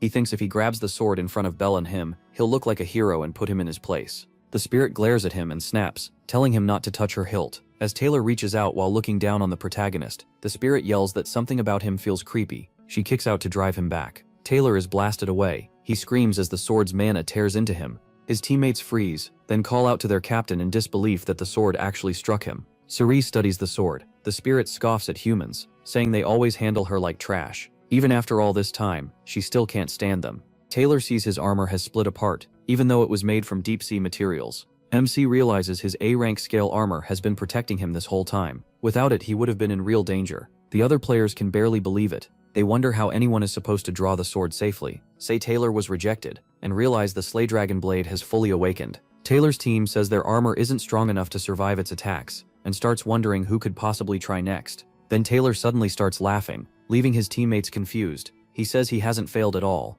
In his mind, a legendary weapon only goes to someone who clears its trial. Standing before the sword, he declares that as an A-rank warrior, he's already passed. He shouts that the Slay Dragon Blade should be glad, but the spirit clearly disagrees. She fires back that this is different. She hates rude guys like him, and taking him down herself sounds pretty satisfying. To her, he's not worthy. Taylor whirls toward him and accuses him of being jealous, because the blade seems interested in him. He quietly says maybe it just wants to kill Taylor itself. The spirit glances at the protagonist and softly agrees. He's exactly right. Without warning, Taylor lunges for the sword. The spirit notices too late because she wasn't watching him. Taylor grabs hold, and she points out he's clutching her neck, not just the sword. A huge burst of mana erupts, and Taylor's armor starts breaking apart. Everyone is shocked he can still hold the hilt. They start thinking he might actually claim the Slay Dragon Blade. Still gripping it, Taylor yells that the power is ripping through his whole body. He wonders if this is the blade's final test. The spirit screams that he's hurting her, and struggles to get free. Taylor locks both hands on the sword, refusing to let go. The players shout that Taylor will be the first to pull it and become the hero who saves the city. That sends the spirit over the edge. Furious, she screams that they're all disgusting for the way they've treated her. Taylor suddenly feels the air around him change. The others notice it too, and think the sword has stopped attacking. Hope spreads fast. They figure they might win without risking themselves, and they urge Captain Taylor to pull the Slay Dragon blade free. Banlier, though, looks disappointed. He starts to wonder if Taylor really did succeed, and mutters that there's no reason for an S-rank like him to step in now. Taylor gets even more fired up. Thinking about Bella, he tightens his grip and tells himself the blade chose him, not Cirrus. The crowd keeps cheering and calling him a hero. Bella scowls, annoyed that Cirrus was supposed to reach the sword first, but Taylor beat him to it. The spirit, now fully awake, is confused by the cheers.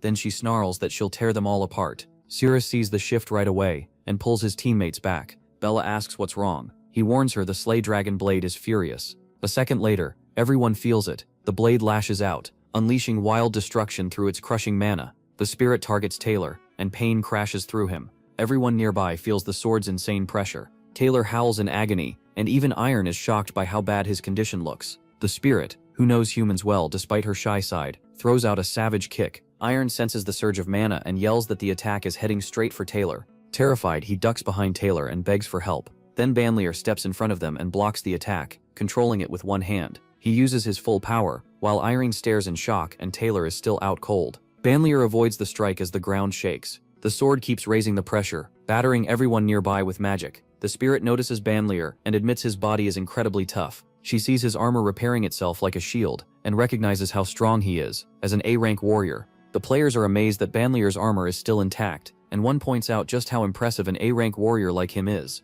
Banlier orders them to move the wounded to the underground shelter. The lower ranks are to help evacuate, while the stronger ones stay with him. Everyone moves at once. Taylor's team lifts him up and says they have to leave before it gets even worse. Banlier draws on his power and transforms, declaring himself humanity's strongest guardian. Then he heads for the sword he believes is the strongest weapon in the world. At that moment, the spirit lifts her leg. She prepares to strike Banlier, and he braces for it, shouting that they're a perfect match. Banlier rushes the sword. He pushes forward, trying to seize it while dodging the magic coming at him. The spirit is surprised by how fast he is. Members of the Salem City Guild cheer him on, yelling that he's their last hope, and that he has to show the Slay Dragon blade. Human strength can beat it. The spirit lifts both legs. She gathers more pressure through her magic, but Banlier slips past every attack and keeps closing the distance. So far, none of her power can stop him. He grabs the sword and declares that he should be the one to wield it. The spirit refuses to belong to him, so she launches another attack straight at Banlier, and his armor shatters. The blow lands hard, cuts his face, and leaves blood running down.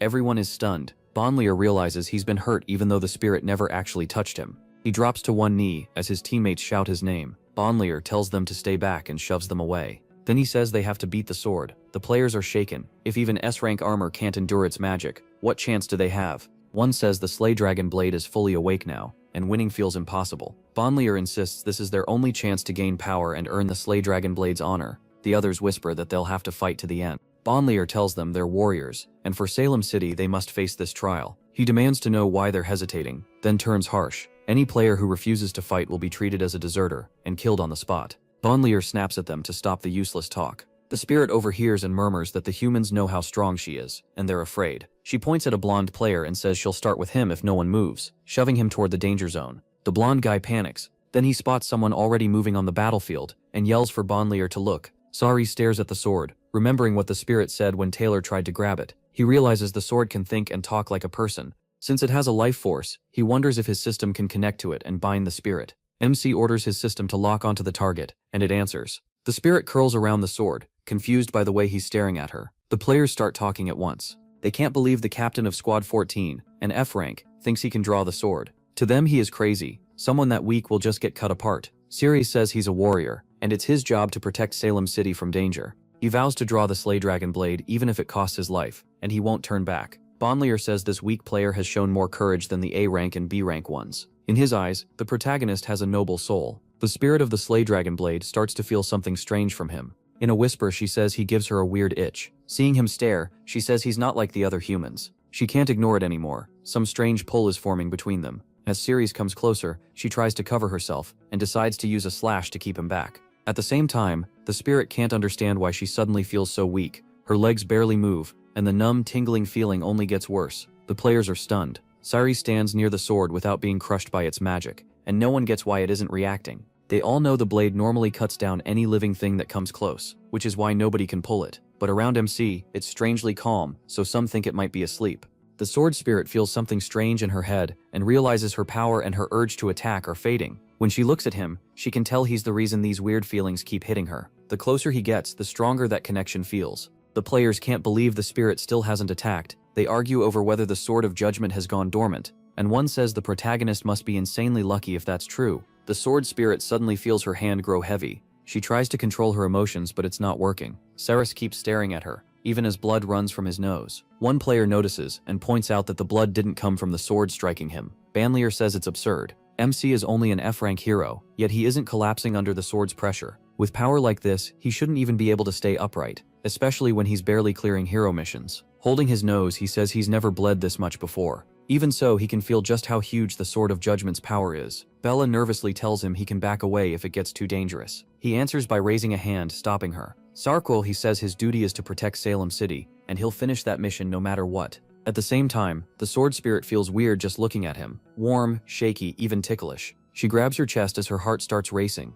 The feeling is so strange that she even wants to tear at her clothes a little. Part of her wants to show more of herself to Ceres. As she struggles with those thoughts, she tells herself not to let embarrassment take over. Then she snaps at the protagonist to stop staring before she ends up too exposed. To defend herself, she moves to face him. The players sense the danger and yell that the Slay Dragon Blade has awakened. Banlier is shocked by the force, saying it's like the attack that broke his armor. Everyone shouts that Ceres is in danger at this distance, while he wonders if the spirit still has enough power left to hit him. He reaches out and lightly touches the sword, thinking he needs to strike back if he wants to live. The moment he does, the sword spirit feels something odd and wonders what's happening to her. As MC links with the sword, a tingling feeling runs through her legs, throwing off her focus. Because of that, her attack hits the ground instead. Everyone gasps when the Slay Dragon Blade's attack suddenly stops. Banjay can't believe it. How is an F-rank like Ceres taking the sword's attack without even damaging his armor? He's stunned by his toughness. Meanwhile, the sword spirit steadies herself and thinks about everything she's felt in battle, armor being sliced apart and raging fire. But this is different from all of that. A new electric feeling runs through her, mixed with a light tickle she can't shake. Overcome by it, she drops to her knees and admits she can't attack him anymore. Seeing that chance, Ceres says this is the perfect moment to become the Swordsvey. The spirit blushes harder, admitting his touch feels ticklish. The protagonist focuses and pours all his strength into pulling the sword free. The sword spirit can't resist anymore, and loses her strength. Then, in a shocking moment, Ceres pulls out the sword and everyone is left speechless. The players burst out in disbelief. They can't understand how someone so weak could draw the Slaty dragon sword and make it his. Even the spirit admits MC might really become her master. He's set on drawing the sword to protect Salem City, but then he notices another hand reaching for it. Other sword spirits appear before him, kneel down, and declare that this can't be allowed. One steps forward and tells Ceres that drawing the Slaty dragon sword is no simple thing. A player says the Sword of Judgment has regained its power, so brute strength alone isn't enough to pull it free. The sword spirit fights to stay in control as emotion after emotion crashes through her. She realizes attacking him won't help anymore. That only makes her more annoyed. She waited so long for a true master, and now it's humiliating to be shaken by someone like him. Both of them end up gripping the sword at once, and the spirit hates it. She calls it disgraceful, but even while complaining, she starts holding back from pulling the sword away on purpose. She yells that if she were really using her full power on him, he'd be bleeding from his nose and mouth by now. Just the pressure of her spirit should make it hard for him to even breathe. Still, she insists she's a pure, flawless weapon and won't let her feelings sway her. Even in the middle of all this, she tries to protect the sword, while Ceres throws everything he has into pulling it free. She reminds Ceres that she's only a spirit, but he's flesh and blood. If he keeps forcing it, he'll destroy himself. She tells him to stop, yet he refuses. Driven by courage and his need to protect the city, Ceres won't let go. One player says Ceres has no plan to quit. The others cheer for him, saying he's risking everything for the city and could grow into a great warrior one day. The sword spirit is baffled by how far he's willing to go. Then she finally sees it. There's real justice in his heart. She asks for a moment to recover, and when he rubs the sword, she loses control again, complaining that he's tickling her under the arms and driving her crazy. Even so, she's determined not to lose. She braces herself and tries to endure it, so he can't gain the upper hand. Something still feels wrong. She remembers being burned, beaten, polished, even broken before, but this feeling is worse because she can barely stand it. Ceres keeps working the sword, and the strange tickling only gets stronger. Her once overwhelming power starts fading, giving Ceres a real opening. He strains with everything he has to pull out the sword. Everyone watches closely, and one player shouts that the Sword of Judgment is starting to come out farther. The sword spirit answers with a burst of mana, her eyes glowing blue as she boldly declares she can endure any feeling. But right after that she unleashes her full power, and slams Ceres with crushing magical pressure. Raw mana explodes around him, the ground cracks, rocks break apart, and chunks of stone rise into the air. Even then, Ceres keeps pulling through the chaos. He's barely hanging on under the crushing force, and admits it feels like his bones could snap. He starts to wonder if the spirit is trying to crush him just to stop him from drawing the blade. More rocks float up, and Bella panics when she sees what he's going through. She charges in and swings her sword to block the blast aimed at Ceres, but the instant it touches that power, her blade shatters. The other players yell for everyone to stay back. The gravity magic is at full force, so dense it's visible in the air. They fear Ceres has already been crushed, and believe no one can draw the sword now. At the same time, the system warns Ceres that his body is starting to break apart from the strain. The sword spirit mocks him, saying his body is almost done, and the gap between their power is far too wide. According to her, his hand and body will never lift the sword even an inch. She tells him to give up before she crushes him completely, but Ceres refuses, saying she's underestimated his will. With a grin, he lightly brushes his fingers along the sword again, making the spirit lose control and cry out in frustration. Ceres tells himself he can still win as long as he doesn't give up. Then he slides a finger over the blade, daring the spirit to endure it. She clenches her fist as that wild feeling rushes through her again, then digs her nails into the ground while Ceres watches closely. This time the sensation hits her in a whole new way, and her focus starts breaking apart. Even then she's still trying to stop Ceres. The sword's power swells again, and the players warn each other to stay back. Bella can't withstand the pressure any longer and collapses. Ceres notices pain shooting through his fingers, but he keeps stroking the sword. The spirit can't understand it. He's under crushing force and risking being flattened, yet he still has enough strength to keep tickling her. She starts wondering if Ceres is driven by justice and duty, then yells at him to stop before she completely loses it. Ceres gives the sword another teasing stroke and asks if she feels it now. The spirit is hit by that same sensation again, and suddenly realizes the sword itself is changing. The players spot something strange around the blade, and one shouts, asking what's rising from the ground. The sword lifts up and everyone sees it clearly, the slave dragon sword. Ceres grabs it and plants it on the ground. The players are shocked. An F rank like Ceres actually pulled out the slave dragon sword. The sword spirit feels humiliated because she tried so hard to stop him. That's where the story pauses for now.